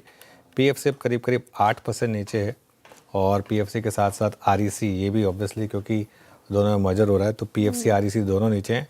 और केन्सटेक, ये एक और एफएनओ का बड़ा एक्सीडेंट है। इन तीनों स्टॉक्स की बात कर लेते हैं वापस नूपुर से। ऑब्वियसली पीएफसी आरईसी तो एक में क्लब हो जाएंगे, लेकिन पीएफसी आरईसी और केन्स क्यों गिरे नूपुर? बिल्कुल, पीएफसी के नतीजे आए थे ओवर द वीकेंड, उसके बाद सीएलएसए की तरफ से टारगेट कट यहाँ पे देखने को मिला है, जिसकी वजह से आज एक्सीडेंट ऑफ द डे में इसको शामिल किया है। आरईसी भी यहाँ पे सीएलएसए की तरफ से जो है टारगेट कट का इम्पैक्ट, और केन्सटेक देखे तो ब्रोकरेज व्यू यहाँ पर भी नेगेटिव होते हुए नजर आए। पीएफसी के साथ शुरुआत करें तो रेवेन्यू जो एनआई की ग्रोथ है वो मात्र 3% से गिरकर इस क्वार्टर में आती हुई नजर आए। मुनाफा देखें तो 2% की बढ़त दिखेगी, लेकिन नेट इंटरेस्ट मार्जिन पर काफ़ी दबाव इस क्वार्टर में आते हुए नजर आया। 38 बेसिस पॉइंट से गिर के ऑलमोस्ट 3.5% के इस क्वार्टर में नेट इंटरेस्ट मार्जिन्स रहे हैं। पिछली तिमाही के मुकाबले देखें तो ऑलमोस्ट 28 बेसिस पॉइंट की कमजोरी आपको मार्जिन्स में दिखेगी। लोन बुक AUM 4% की ग्रोथ यहाँ पर देखने को मिली, लेकिन क्वार्टर ऑन क्वार्टर बेसिस पे देखें तो ऑलमोस्ट 2.25% की कमजोरी यहाँ पर भी है। डिसबर्समेंट्स में 44% की कमजोरी YOY आधार पर देखने को मिली और सिक्वेंशली यानी कि पिछले क्वार्टर से कंपेयर करें तो 50% की कमजोरी यहाँ पर भी नजर आएगी। अब CLSA की तरफ से REC और PFC पे हालांकि आउट परफॉर्मेंस की रेटिंग है। REC पे 420 रुपये का लक्ष्य दिया और PFC पे 500 रुपये का लक्ष्य उनका बरकरार है, लेकिन उनका कहना है कि दोनों कंपनियों की लोन ग्रोथ जो है इस क्वार्टर में कमज़ोर रही है। क्वार्टर 1 के नतीजे काफ़ी कमज़ोर आते हुए नजर आए। PFC की लोन ग्रोथ 4% और REC की लोन ग्रोथ की बात करें तो सिर्फ 1% इस क्वार्टर में रही है। इनफैक्ट उनका ये भी कहना है कि रिवॉल्विंग बिल पेमेंट फैसिलिटी जो है वो काफ़ी छोटा यहाँ पे उसकी बुक रहेगी आगे चल के।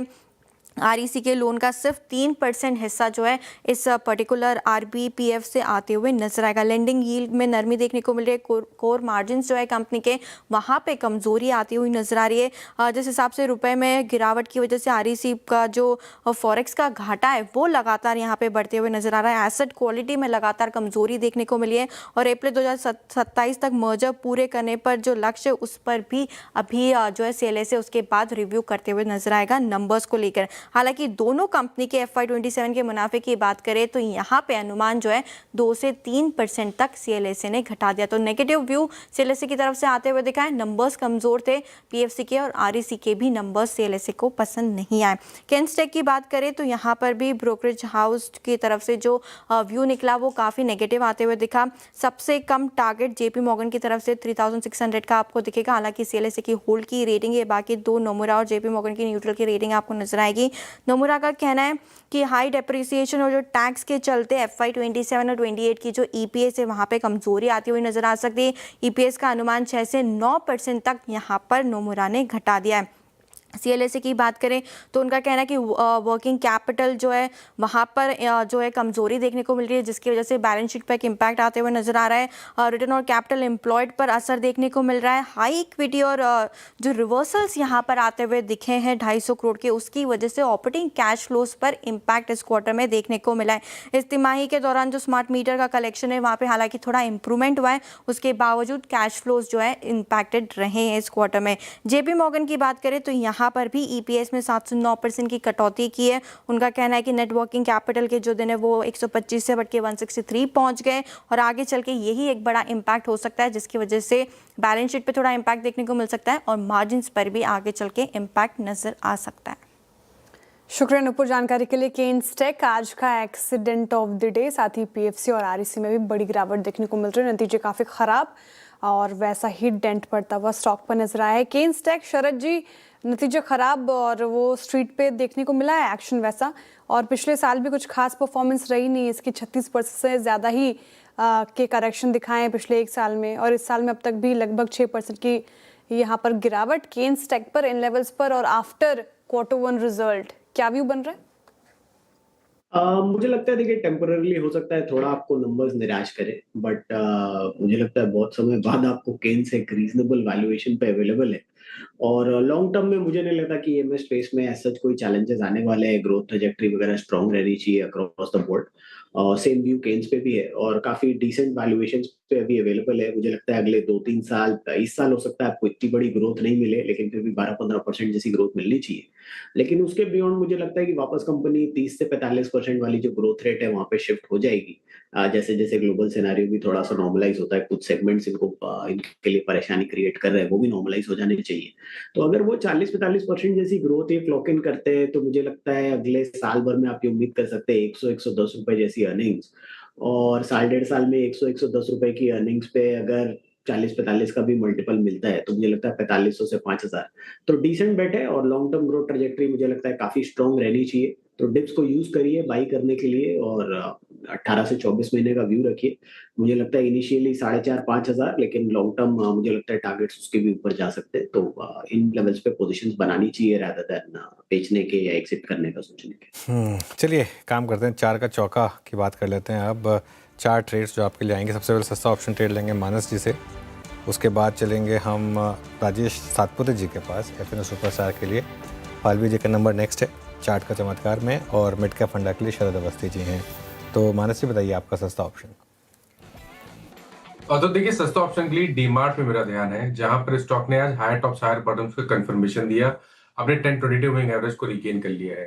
तो 4000 वाला कॉल ऑप्शन डीमार्ट का जो करीब 106 रुपए पे ट्रेड हो रहा है उसमें खरीदारी कर सकते हैं। 79 रुपीज के स्टॉप लॉस से खरीदारी करनी है और 165 के टारगेट सेट करने हैं।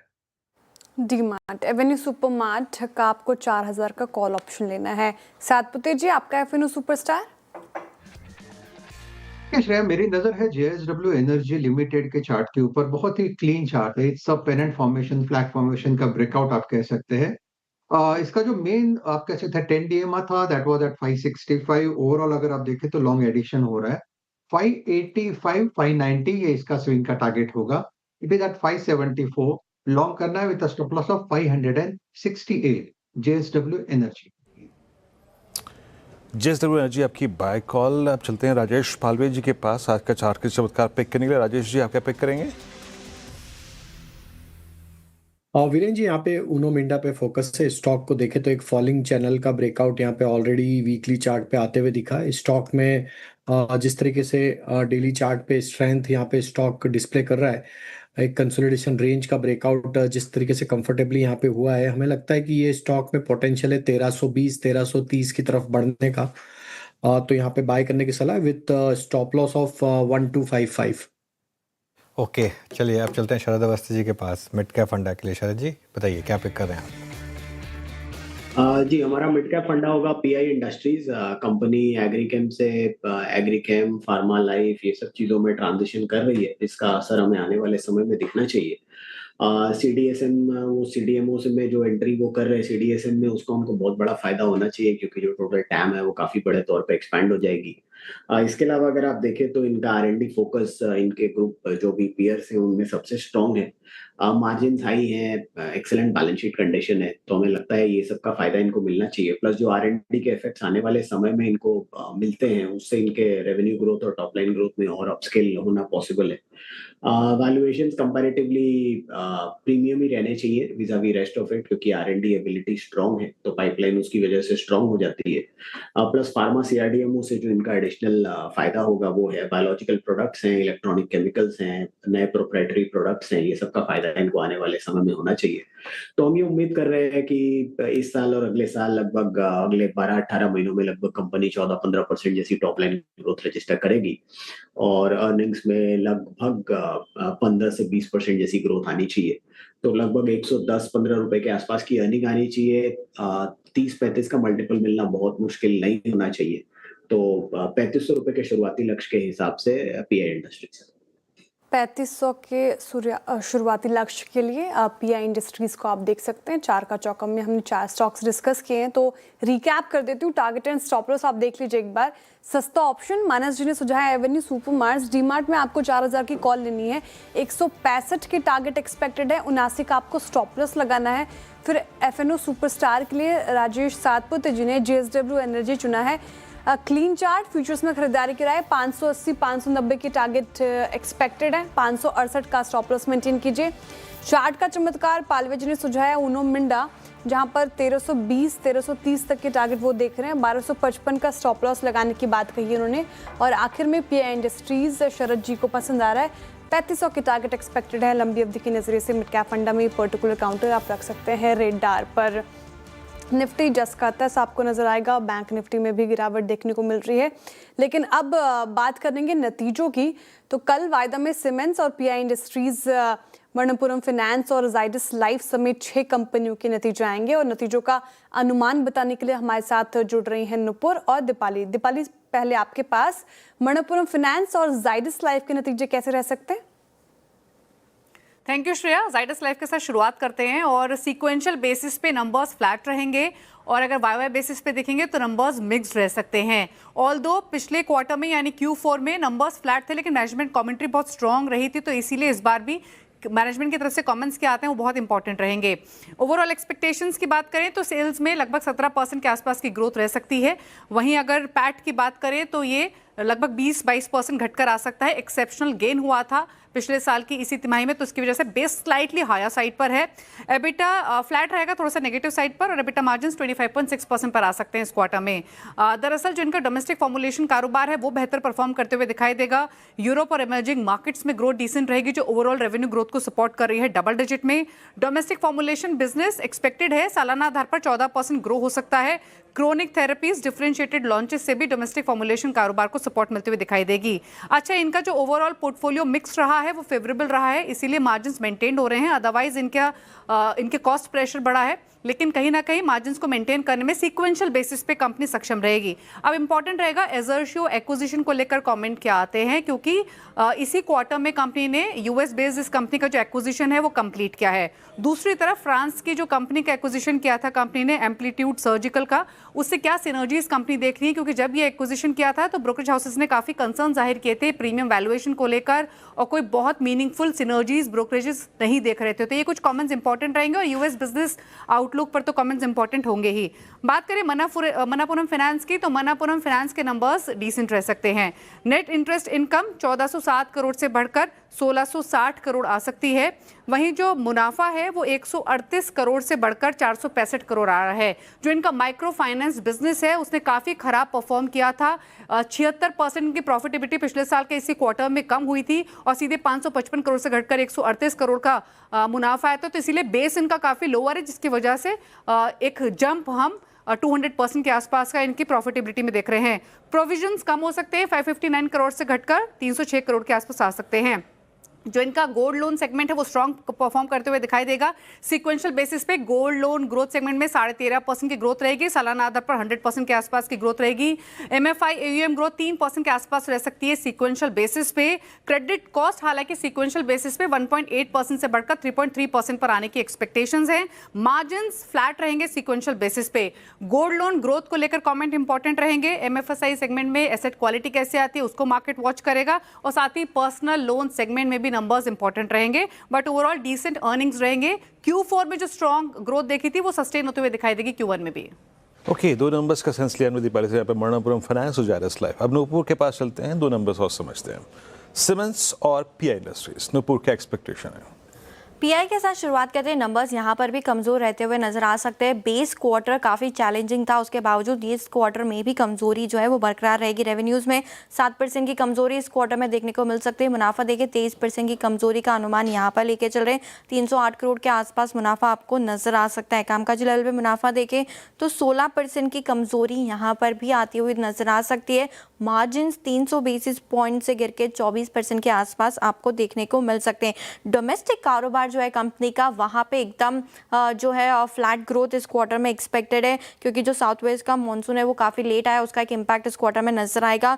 डिमांड सिनेरियो जो प्रोडक्ट लॉन्चेस है कंपनी के, स्पेशली डोमेस्टिक और सीएसएम सेगमेंट में, वहाँ पर फोकस रहेगा और मैनेजमेंट की जो कॉमेंट्री है वो भी इंपॉर्टेंट रहेगी। हालांकि फार्मा का जो बिजनेस है कंपनी का वो थोड़ा आपको आउट परफॉर्म करते हुए नजर आ सकता है। पिछले क्वार्टर से कंपेयर करें तो 5% की बढ़त यहाँ पर देखने को मिल सकती है, और पिछले साल से कंपेयर करें तो ऑलमोस्ट 50% बढ़त यहाँ पर आती हुई नजर आ सकती है। कंपनी जो हाल ही में प्लांट हेल्थ केयर को एक्वायर किया था, वहाँ से भी 25 करोड़ के आसपास का रेवेन्यू इस क्वार्टर में एक्सपेक्टेड है। तो बेस भी चैलेंजिंग था, ये क्वार्टर भी कंपनी के लिए थोड़ा चैलेंजिंग होता हुआ नजर आ सकता है। सीमेंस की बात करें तो यहाँ पर रेवेन्यू ग्रोथ तो आपको नजर आएगी, लेकिन ऑपरेटिंग परफॉर्मेंस रुपी डेप्रिसिएशन और रॉ मटेरियल प्राइस की वजह से इम्पैक्टेड नजर आ सकती है। रेवेन्यू में 7% की बढ़त का अनुमान लेके चल रहे हैं। कामकाजी मुनाफा देखें तो यहाँ पे 11% की कमजोरी इस क्वार्टर में आती हुई नजर आ सकती है।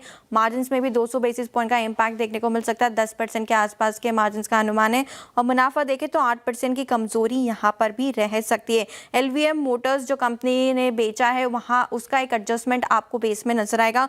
मोबिलिटी और स्मार्ट इंफ्रा में भी इस क्वार्टर में थोड़ा इम्पैक्ट देखने को मिला है।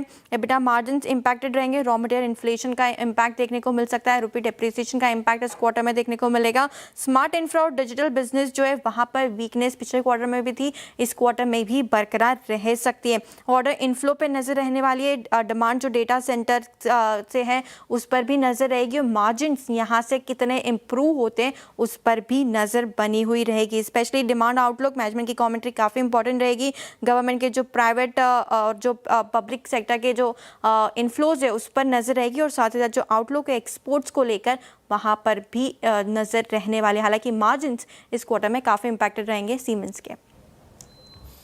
ओके, तो यहाँ पे दो नंबर्स की बात हो गई। अब एक बहुत बहुत शुक्रिया दीपाली, आपका बहुत बहुत शुक्रिया। अब आते हैं रणनीति पर। लिखे आइए निफ्टी की ट्रैजेक्टरी अभी हम कुछ देर बाद प्रस्थान करेंगे कैश सेशन में, और इट्स 24559। आज की छोटी सी रेंज अनुज एक सेंस मिल रहा था कि शायद बाजार कल की एक्सपायरी की एक शक्ल सूरत इख्तियार कर रहा है। कैसे अप्रोच करें निफ्टी बैंक को, और कल के लिए लेवल्स या फिर रणनीति क्या रखें, रुख क्या रखें अनुज? बिल्कुल, देखिए इसमें ना अब ये जो 3 बजे की हमारी स्ट्रेटजी है ये कल से हटकर है थोड़ा सा, क्योंकि अभी तो इसको पूरा कल के तरीके से ना समझें, थोड़ा सा उस हिसाब से अगले आधे घंटे के लिए, प्लस अगर कोई इसमें चेंज होगा तो हम उसको उस हिसाब से करेंगे। देखिए इंडेक्स में फ़िलहाल अभी इंटरडे ही रहना है, और वैसे भी एक्सपायरी है कल, तो कोई फ्रेश व्यू तो जो है वो हम कल सुबह ही लेंगे। और एक चीज़ बताऊँ मैं आपको वीरू, कुछ जा नहीं रहा है अगर आप इंडेक्स में ट्रेड नहीं कैरी कर रहे हैं तो क्या ही चला जाएगा आपका, देखिए इस तरीके की मार्केट में। और बेकार में ओवरनाइट स्ट्रेस लेने की भी कोई ज़रूरत नहीं है। मार्केट के पास एक इस समय दो फोर्सेस हैं, एक जो मार्केट को नीचे लेकर आ रही है वो है कच्चा तेल, दूसरा जो मार्केट को सपोर्ट करने की कोशिश कर रही है वो है थोड़े से अर्निंग्स, थोड़ा सा एफआई का डेटा और थोड़ा सा जो ग्लोबल डॉलर और बॉन्ड यील्ड का डेटा है। लेकिन इंडेक्स के लिए चलने का अभी कोई समय नहीं है। लेकिन एक अच्छी चीज़ ये है कि इंडेक्स गिर नहीं रहा है, कोलैप्स नहीं होता है। आप देखें पिछले 2-3 दिनों से हायर लेवल पे सेलिंग आती है लेकिन लोअर लेवल पे बाइंग भी आ जाती है। ये एक टिपिकल रेंज बाउंड मार्केट है, इसको आपको इसी रेंज में ट्रेड करना है और फिलहाल के लिए स्टॉक स्पेसिफिक रहें, वो बेहतर है। और ये चीज़ मैं आपको कह सकता हूँ अपने शिद्दत के साथ पूरा कि इंडिविजुअल स्टॉक्स में, अगली लाइन प्लीज़, इंडिविजुअल स्टॉक्स में हम आपके लिए रोज़ इस तरीके से आइडियाज़ लेते आए हैं और आगे भी लेते आएंगे। जैसे आज हमने इतने सारे आइडियाज़ आइडेंटिफाई किए थे। ऑब्वियसली ज़रूरी नहीं है कि हर आइडिया चलेगा, लेकिन कोशिश करेंगे। तो आई थिंक स्टॉक स्पेसिफिक रहना वो बेहतर है इस समय। चलिए नूपुर के पास चलते हैं, डीलिंग रूम चेक के लिए। नूपुर बताएं।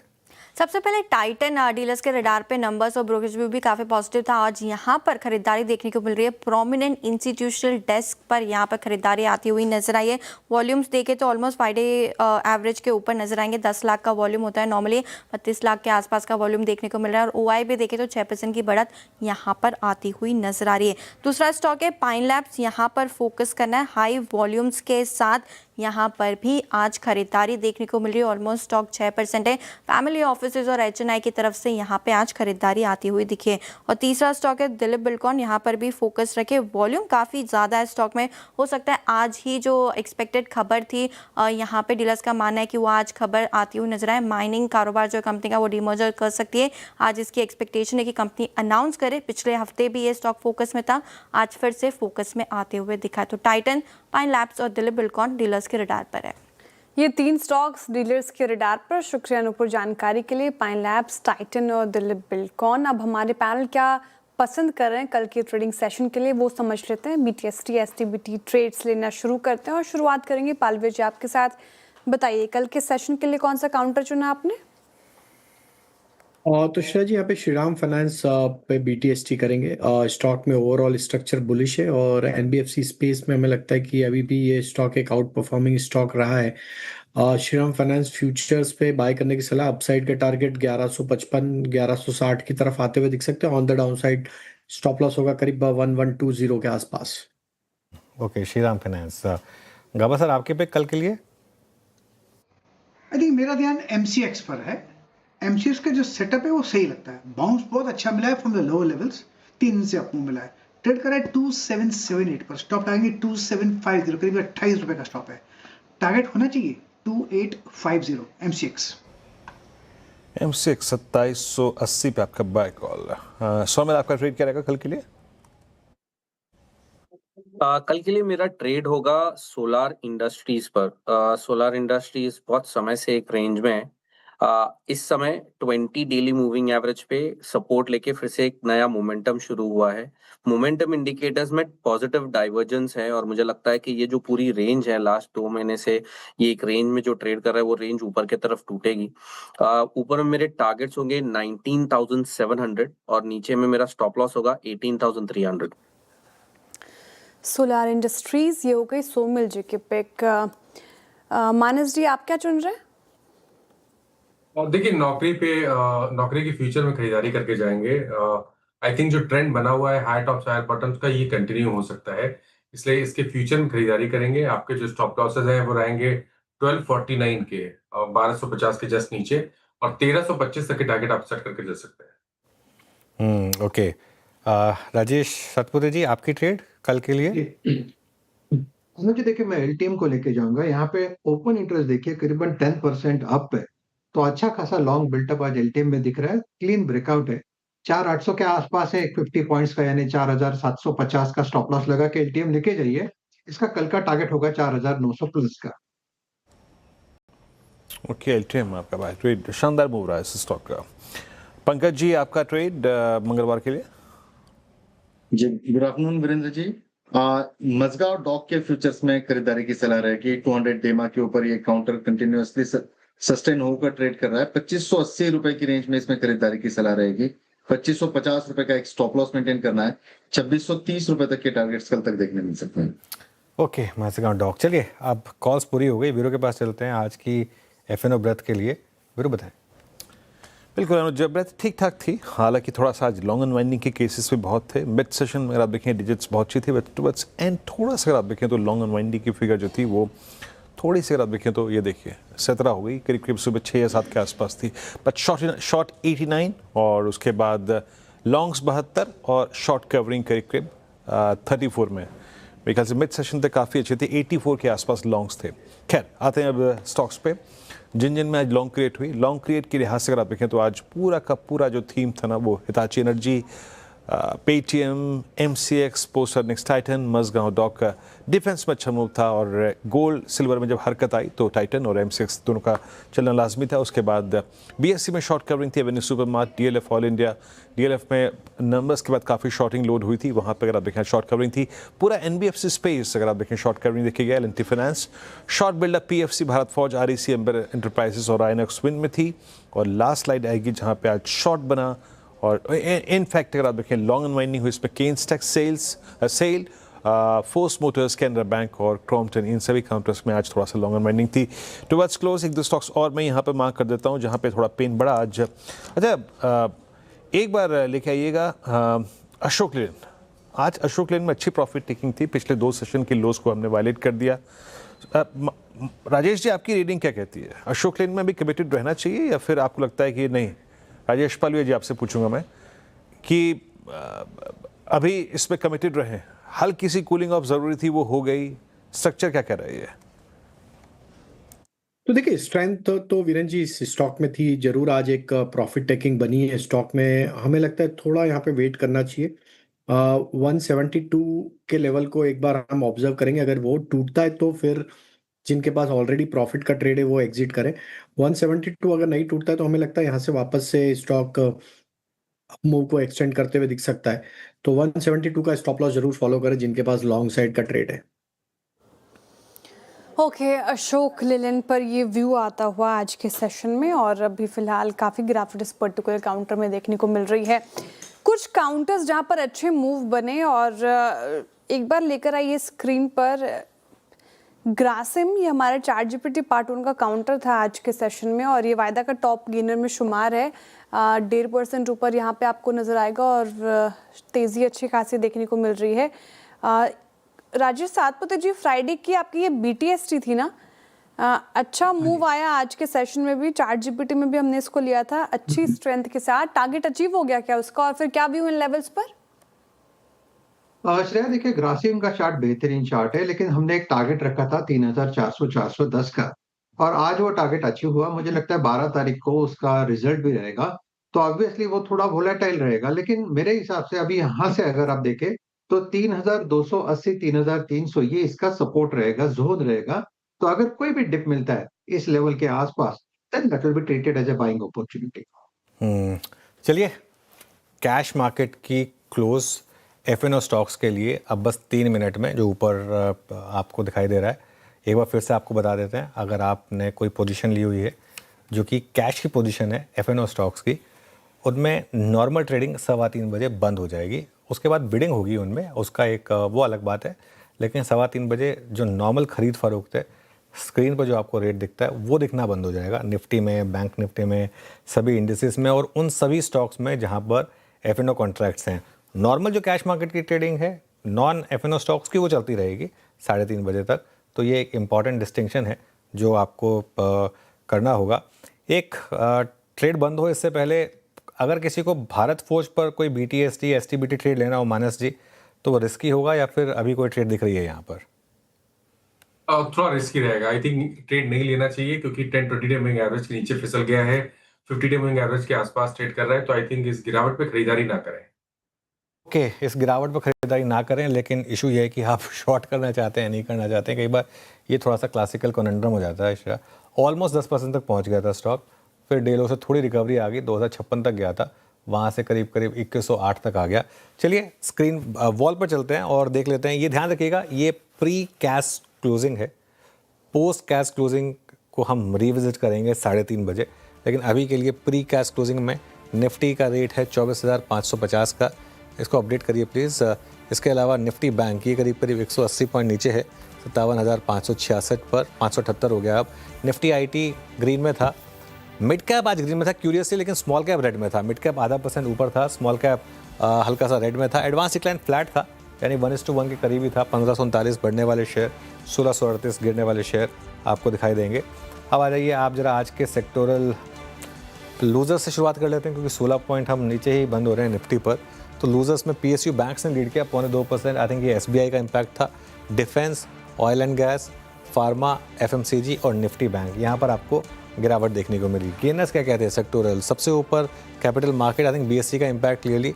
रियल्टी यहाँ पर मूव्स आए। Capital goods, financials, Nifty IT और निफ्टी मेटल्स, यहाँ पर भी आपको मूव देखने को मिले, काफ़ी इंटरेस्टिंग।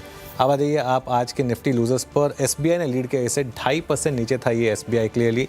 इटर्नल 1.5% नीचे, ITC 1.5%, विप्रो, भारती एयरटेल और जियो फाइनेंशियल। ध्यान रखिएगा विप्रो आज बॉटम आउट हो सकता है वैसे, क्योंकि ऑलमोस्ट हर कोई मान के चल रहा है कि विप्रो निफ्टी से बाहर होगा, तो सुबह कोई ये शॉक फैक्टर नहीं होगा।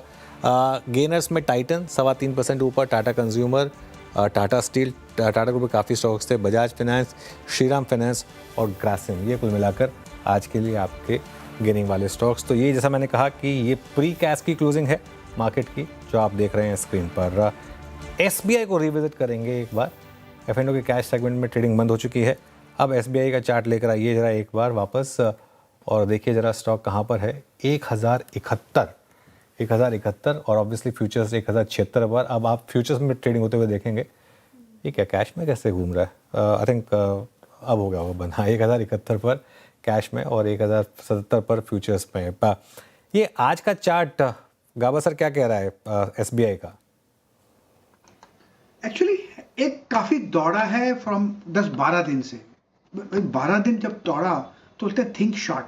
आज का ये स्टॉक जो पैटर्न बना हुआ है उसको कल के हिसाब से देखें तो इस सेल, इस प्रॉफिट बुकिंग ट्रेड करा है 1071, नीचे 1000 आ सकता है, 1000, 1020, 1040, ये एक जोन है, वहां तक आ सकता है। स्टॉप लगाना जरूरी है 1100 का। थोड़ा डीप लगाएंगे तो अच्छा रहेगा, वो स्टॉप ट्रिगर नहीं होगा। लेकिन डाउनसाइड लगता है कि प्रॉफिट बुकिंग कंटिन्यू होगी कल परसों तक। तो SBI पिट लगता है वीक। ये लगता है वीक। चलिए मैं लिख लेता हूँ तीनों निफ्टी के लेवल। वैसे जब 3:30 होंगे हम आपको कंपैरेटिव दिखाएंगे। निफ्टी का प्रोविजनल क्लोज है 24,560। बैंक निफ्टी का प्रोविजनल क्लोज है 57,606 और सेंसेक्स का प्रोविजनल क्लोज है 78,478।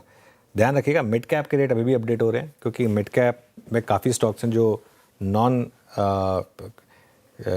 F&O स्टॉक्स हैं। अच्छा, ये एक और मुझे इंटरेस्टिंग लगता है श्रेया, अब जैसे मिड कैप इंडेक्स है, अब मिड कैप इंडेक्स में वो आ रहे हैं आपको मूव्स आ रहे हैं, ठीक है ना। इसमें आधे स्टॉक्स हैं जो F&O के हैं, आधे स्टॉक्स हैं, आधे तो नहीं मतलब कुछ स्टॉक्स हैं जो नॉन F&O हैं, अब उनके रेट्स आ रहे हैं, F&O वाले के नहीं आ रहे हैं। तो ये काफ़ी इंटरेस्टिंग हो जाता है ना, थोड़ा सा आई थिंक कन्फ्यूजन तो हो ही गया है जो भी है। एक दो स्टॉक्स और देखते हैं। आज एम्बर काफ़ी गिरा, 5% के करीब एम्बर एंटरप्राइजेस गिरा।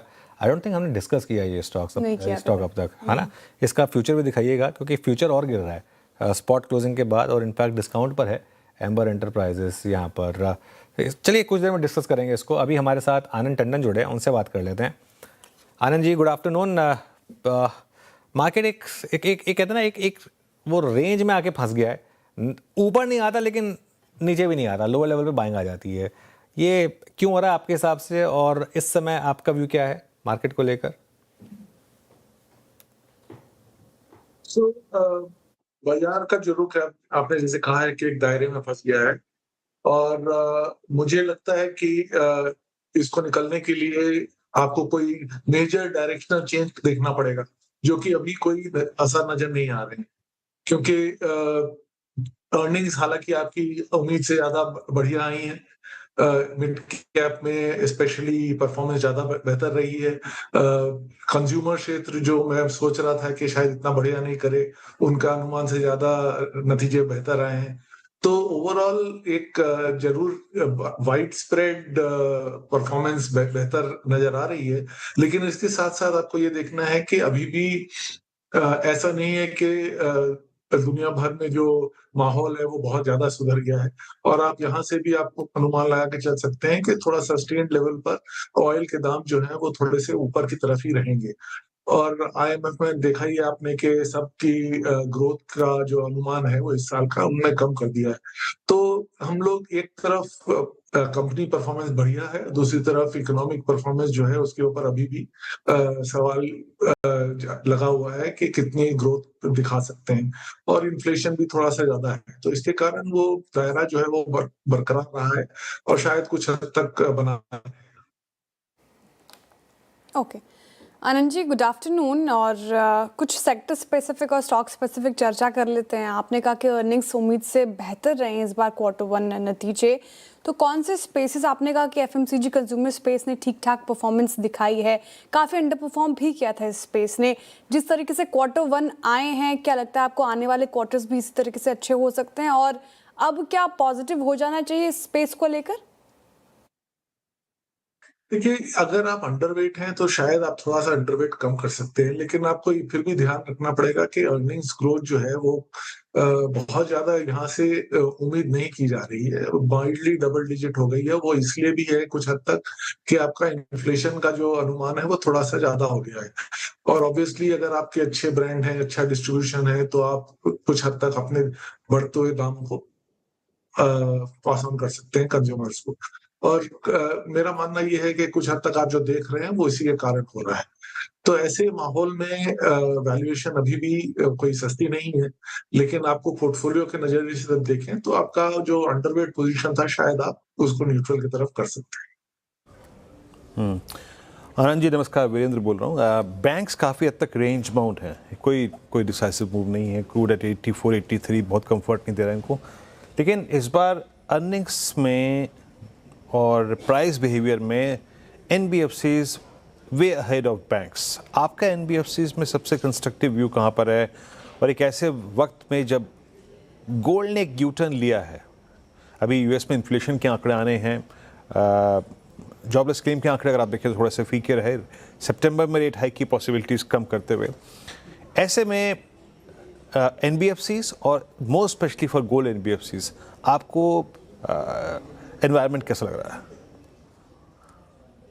देखिए, एनबीएफसी का फायदा तब सबसे ज्यादा तब होता है जो थोड़े सी आपके क्रेडिट में पैसे आराम से आ रहे हैं और आपको थोड़ा सा रिस्की लेंडिंग करनी होती है, और ऐसे क्षेत्रों में जाना होता है जहां पे बैंक ना जा पाए या जाना नहीं चाहते हैं। जब माहौल ऐसा है कि आपकी क्रेडिट ग्रोथ बहुत बढ़िया आ रही है, ऑलरेडी बैंक भी जो है वो स्ट्रगल कर रहे हैं कि उनको डिपॉजिट ग्रोथ कैसे आएगा, ऐसे माहौल में एनबीएफसी का कॉस्ट ऑफ बोरोइंग जो है वो हो सकता है कि थोड़ा सा हायर लेवल पे करना पड़े। थोड़े इनिशियल स्टेज साइकिल के स्टेज में जरूर वो अपना बढ़ा सकेंगे क्रेडिट ग्रोथ और थोड़ा रिस्की एसेट्स को देके यील्ड भी दिखा सकते हैं, लेकिन मेरा मानना यह है कि इस वक्त अगर आपको चूज करना है एनबीएफसी और बैंक्स के बीच में, तो पोजिशनली बैंक्स बेटर हैं। वो अलग बात है कि परफॉर्मेंस वाइज फिलहाल स्टॉक मार्केट में इस वक्त एनबीएफसी में ज्यादा बढ़त नजर आ रही है, लेकिन टाइट अगर क्रेडिट सिस्टम टाइट होता जा रहा है तो उस समय आपका लाइबिलिटी प्रोफाइल सबसे बढ़िया होना चाहिए, और वो बैंक्स का हमेशा एडवांटेज रहता है। साथ साथ ये भी है कि बैंक्स में ऐसी कोई चीज नहीं है जो उनको रोकती है जो एनबीएफसी कर रहा है उसी को कॉपी करने में। तो अगर वो नहीं कर रहे हैं, वो इसलिए नहीं कर रहे हैं कि उनको बेहतर मौके कहीं शायद मिल रहे हैं। तो जहां तक एनबीएफसी का सवाल है, ऑब्वियसली अभी फेस्टिवल सीजन आ रहा है, तो आप ये समझ के चल सकते हैं कि कंज्यूमर क्रेडिट जो भी दे रहा है, स्पेशली सिक्योर क्रेडिट, तो उसमें उनको इस वक्त अगले 6 महीने तक अच्छा ग्रोथ नजर आते रहेगा अगर उनका कॉस्ट बहुत ज्यादा नहीं बढ़ सकता। तो अगर आपको लेना ही है तो इस वक्त ऐसे क्षेत्रों में लें जहां पे ऑब्वियसली ब्रांड नेम अच्छा है, जहां पे लाइबिलिटी पिकअप करने की आसानी रहेगी, और उसके साथ साथ एसेट ग्रोथ तो जैसे मैंने कहा बाजार में ऑटोमेटिकली बरकरार है। गोल्ड में हो सकता है कि आपको फिर से कॉस्ट टू लोन रेशियो फिर से बढ़ना शुरू हो जाए, क्योंकि अगर वैल्यू बढ़ जाती है तो ऑटोमेटिकली लेंडिंग पावर भी बढ़ जाती है। ओके, चलिए, सिंस बैंकों की बात हो रही है, इन पर्टिकुलर मैं आपसे व्यू जानना चाहूँगा। एक तरफ एचडीएफसी बैंक है जो लगातार 52 वीक लो लगा रहा है, और एक तरफ एसबीआई जहाँ पर एक अच्छी रिकवरी हुई लेकिन आज काफ़ी प्रेशर आया। बिटवीन दिस टू जायंट्स आपका व्यू क्या होगा? देखिए, अगर आप थोड़ा लंबे समय के लिए 3-4 साल, 5 साल के लिए लेने को तैयार हैं, तो मेरे हिसाब से आप दोनों ले सकते हैं। लेकिन ये ज़रूर है कि आपको डेल्टा शायद इस वक़्त एसबीआई में एचडीएफसी से कम मिले, क्योंकि एचडीएफसी का अंडर परफॉर्मेंस इतना खराब हुआ है, कि इतना ज़्यादा रहा है कि अगर जब उसमें टर्न अराउंड जब होगा, तो उनके पास सबसे ज़्यादा हेडरूम रहेगा कैच अप करने के लिए। ये कहना हमेशा मुश्किल रहता है कि कब आ सकता है, लेकिन जब तक कोई ऐसी नेगेटिव खबर नहीं आए कि इसमें कोई फंडामेंटली प्रॉब्लम हो गई है, तब तक मेरा मानना है कि फिर भी बैंक के ग्रोथ की पोटेंशियल बहुत तगड़ी है। ओके आनंद जी, कुछ और न्यू एज स्टॉक्स अच्छा परफॉर्म कर रहे हैं। पेटीएम इन पर्टिकुलर मैं पूछना चाहती हूँ आपसे, जिस तरीके से आज रिपोर्ट आई, आईपीओ प्राइस से ऊपर के टारगेट प्राइस आए हैं, तो लगता है कि आप पेटीएम के दिन सुधर रहे हैं। यहाँ पर क्या व्यू बन रहा है आपका? देखिए, पेमेंट सिस्टम्स में अभी फिलहाल काफी हद तक पॉलिसी चेंज होने की संभावना है, और उसमें पेटीएम क्लियरली जो जिस मार्केट में है वहां पर उनको बहुत सारे कंज्यूमर्स हैं, तो ऑब्वियसली उनको फायदा जरूर हो सकता है। लेकिन ये मार्केट सबसे ज्यादा कॉम्पिटिटिव मार्केट भी है। पेटीएम का सबसे बड़ा एडवांटेज ये है कि उनके पास कैश है, तो वो प्राइस वॉरियर स्ट्रेटेजी खेल सकते हैं और वो सस्ते में काम कर सकते हैं, जो बाकी कंपनियों को मुश्किल रहेगी। तो जैसे अगर किसी और ने पेमेंट सिस्टम्स में अगर दाम बढ़ाए, तो पेटीएम को फायदा ये है कि उनका 12,000 करोड़ का जो कैश रिजर्व है उसको आप डिप्लॉय करके उसमें मार्केट शेयर गेन कर सकते हैं। लेकिन ये कोई बहुत अच्छा या सस्टेनेबल स्ट्रेटेजी नहीं है। उनको कुछ अपने लोएस्ट लेवल प्राइसिंग स्ट्रेटेजी से निकल के कोई और सेगमेंट में भी जाना चाहिए, और इसके कारण ये अभी भी मेरे हिसाब से वॉच करने लायक मार्केट है, जहां पे ग्रोथ तो है, लेकिन इसके साथ साथ वैल्यूएशन भी आपको पूरी तरह से रिच दिख रहे हैं। आनंद जी, कोई डिफेंस में कंपनी आपको अच्छी लग रही है इस वक्त, and most specially on private side, या फिर आपने अगर थोड़ी सी सॉर्ट की हो या फिर आइडेंटिफाई की हो जिसमें एग्जीक्यूशन बहुत स्ट्रांग है, जिसका एग्जीक्यूशन ट्रैक बहुत स्ट्रांग रहा है पिछले कुछ समय में?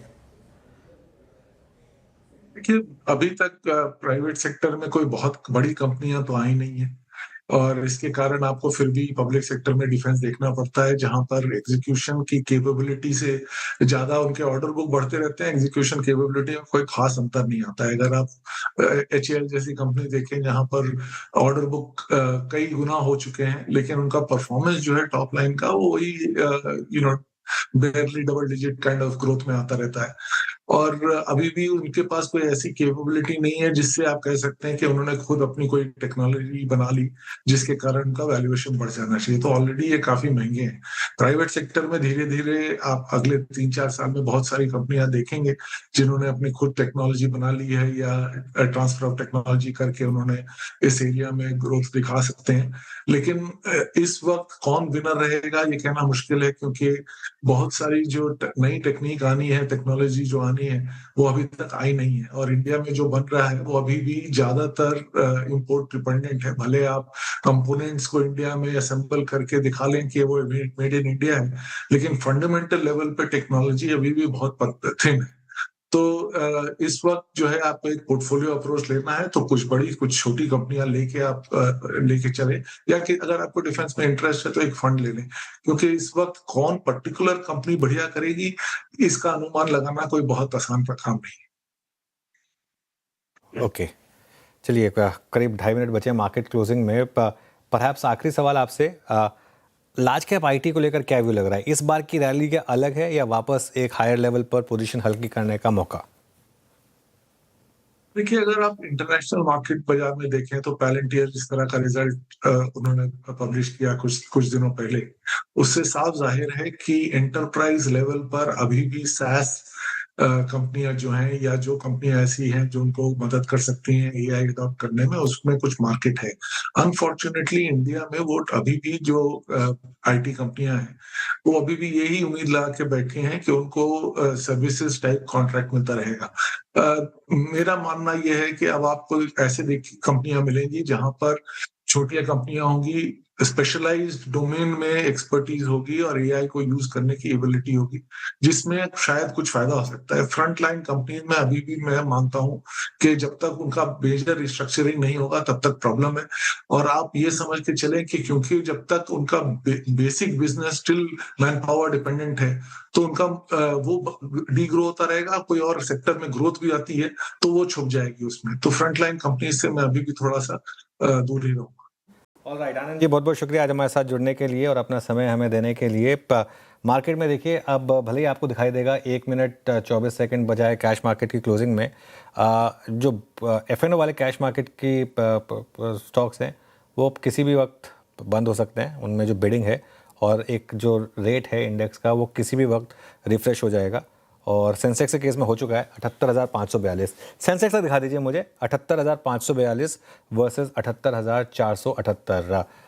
तो नहीं बोला था ना हमारे पास एक क्लोजिंग वर्सेस प्री क्लोजिंग वाला, कैश क्लोजिंग वाला, वो दिखा दीजिए।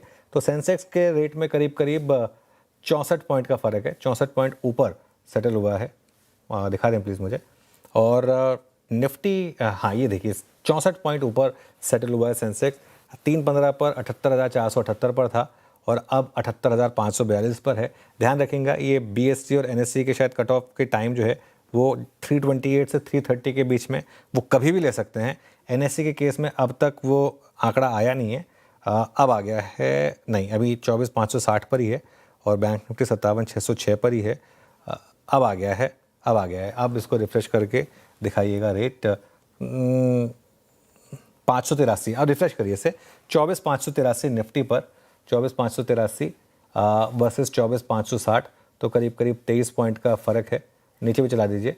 और निफ्टी बैंक अगर आप देखेंगे तो 57,601 पर था, जो 57,606 पर था। निफ्टी बैंक रखिए, निफ्टी बैंक 57,606 पर था, अब 57,686 पर, तो करीब करीब 80 पॉइंट ऊपर।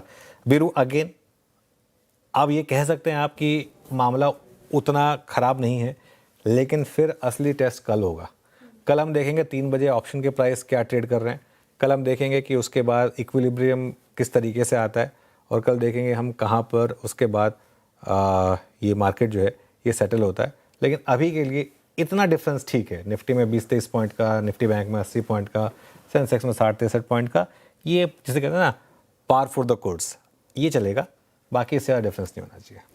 बिल्कुल बिल्कुल। डॉक्टर साहब, चला 4-5 दिन की स्लाइड लेके आएंगे और आई थिंक वो जो एक फैक्टर मिसिंग था, जो वो एक क्लासिकल एक्सपायरी डे का की डेफिनेशन होती है कि ऑप्शन प्रीमियम पूरे दिन स्लाइड करते हैं, धीरे धीरे अगर आप देखें अपनी वैल्यू खोना शुरू करते हैं, वो शायद बैक टू नॉर्मल आए। वही अगर आप देखें दिक्कत थी। बात ये नहीं कि इट्स ऑल अबाउट राइटर्स और बायस कर में डिफरेंस नहीं, वो एक नेचुरल बिहेवियर होता है, वो शायद लौटने की फिर कोशिश करें। मेरे ख्याल से लास्ट सेशन में 13 था, उससे पहले 8 और अब 23, तो things getting back on track. चलिए अब एक काम करते हैं, एक दो स्टॉक्स को और मार्क कर लेते हैं, और जहाँ पे थोड़ा सा अच्छी स्ट्रेंथ दिखाई दे रही है और जिनमें एक सब्सटेंशियल मूव आया है, एक बार लेके आइएगा। ये बार बहुत ही स्ट्रॉन्ग जहाँ कन्वर्ट हो गई है वो है एवेन्यू सुपरमार्ट। इसने आज की कैंडल ने पूरे के पूरे 7-8 सेशन के प्राइस को कवर कर लिया है। राजेश पालवे जी, एवेन्यू सुपरमार्ट, अभी आपका कन्विक्शन बन रहा है इस पे, या फिर अभी 41-41-20 की रेंज को एक बार देख लें, उसके बाद कोई कॉल लें इस स्टॉक पे? ये उन स्टॉक्स की कैटेगरी में है जहां पे आप रिवर्सल खोज रहे हैं। हाँ बिल्कुल करेक्ट। तो स्टॉक अपने एक फॉलिंग ट्रेंड लाइन को निगोशिएट कर रहा है डेली वीकली टाइम फ्रेम पे, और हमें लगता है यस 4070 4100 का लेवल अगर ये क्रॉस कर लेता है तो यस एक रिवर्सल कंफर्मेशन होगा। स्टॉक में हालांकि अगर हम देखें तो पिछले 3-4 हफ्तों से स्टॉक लोअर साइड पे एक अच्छा बेस बनाते हुए दिख रहा है, जो कि करीब 3900 3950 की रेंज में स्टॉक ने एक अच्छा बेस तो यहाँ पे बनाया। ब्रेकआउट 4100 के ऊपर कंफर्म होगा, अगर वो करने में सक्सीड होता है तो 4250 तक ये स्टॉक मूव होते हुए दिख सकता है। चलिए, ये थी बात एवेन्यू सुपरमार्ट की, लेकिन बात करते हैं ब्रोकर्स की, है ना। पहले ही वीकली कॉन्ट्रैक्ट्स का जाना सेंसेक्स पे, सॉरी ये आपका निफ्टी बैंक पे, उसके बाद इस कैश, इसका डेरिवेटिव वॉल्यूम्स पे क्या इम्पैक्ट पड़ेगा अल्टीमेटली जब क्वार्टरली नंबर्स हम शायद जब देखें अगली बार, तो ब्रोकर्स की चिंताएं वाकई अगर आप देखें तो इस वक्त लाजमी है। शेयर से समझने की कोशिश करते हैं कि कैश ब्रोकर्स की चिंताएं कैसे बढ़ा है। शेयर समझाइए।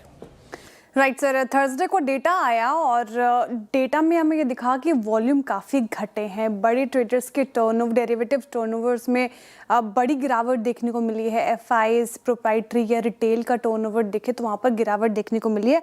आंकड़े रखती हूँ आपके सामने, वो स्टैक आएगा आपके सामने। हाँ, एक तो ये है कि टर्नओवर घटने से ऑब्वियसली जो लिस्टेड बीएससी, एंजल वन जैसे लिस्टेड ब्रोकर्स स्टॉक्स हैं उस पर एक असर पड़ने को मिल सकता है, क्योंकि रेवेन्यू पर कहीं ना कहीं जाकर उसका एक असर दिखाई देगा। वो डेटा पहले रखते हैं सामने और फिर समझने की कोशिश करते हैं कि किस तरीके से गिरावट आई, उसका असर कैसा आएगा। देखिए 16 जुलाई को एफआईज की बाइंग करीब करीब 32 लाख करोड़ के आसपास थी, जो 8 अगस्त के आंकड़े आए वो 19 लाख करोड़ हो गए। तो गिरावट आप 41% का देख रहे हैं यहाँ पर। प्रोप्राइटरी वाले आंकड़े रखे सामने, 16 जुलाई को यहाँ पे 460 लाख करोड़ के आसपास थी, जो 8 अगस्त को 233 लाख करोड़ के आसपास रह गई। तो यहाँ पर भी 49% का गिरावट देखने को मिली है।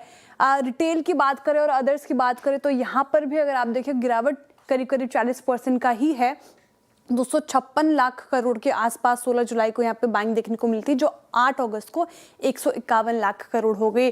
तो वॉल्यूम में गिरावट आई है और इस गिरावट का असर देख पाएंगे आप बीएससी, एंजल वन जैसे लिस्टेड स्टॉक्स के ऊपर, क्योंकि कम कॉन्ट्रैक्ट और ऑर्डर्स में से ट्रांजैक्शन बेस्ड रेवेन्यू पर दबाव पड़ सकता है आगे चलकर। हालांकि इसकी और पुष्टि होगी कुछ और सेशंस के बाद, लेकिन प्रीमियम बढ़े भी तो क्या हुआ, अगर वॉल्यूम नहीं बढ़े तो उसका एक असर देखने को मिलेगा, भरपाई करना मुश्किल हो जाएगा। इसलिए सारे स्टॉक्स फोकस में रह जाते हैं। कल इंपॉर्टेंट होगा फिर से देखना कि किस तरीके से क्लोजिंग होती है और कल के आंकड़े वॉल्यूम वाइज कैसे आते हैं, वो भी इंपॉर्टेंट चीज़ होगी। उसके भी आंकड़े सामने रखेंगे और अच्छे से समझने की कोशिश करेंगे। लेकिन फिलहाल जो आंकड़े आए हैं, वॉल्यूम में गिरावट देखने को मिल रही है और उसका एक असर कहीं ना कहीं इन सारे स्टॉक्स पर देखने को मिल सकता है।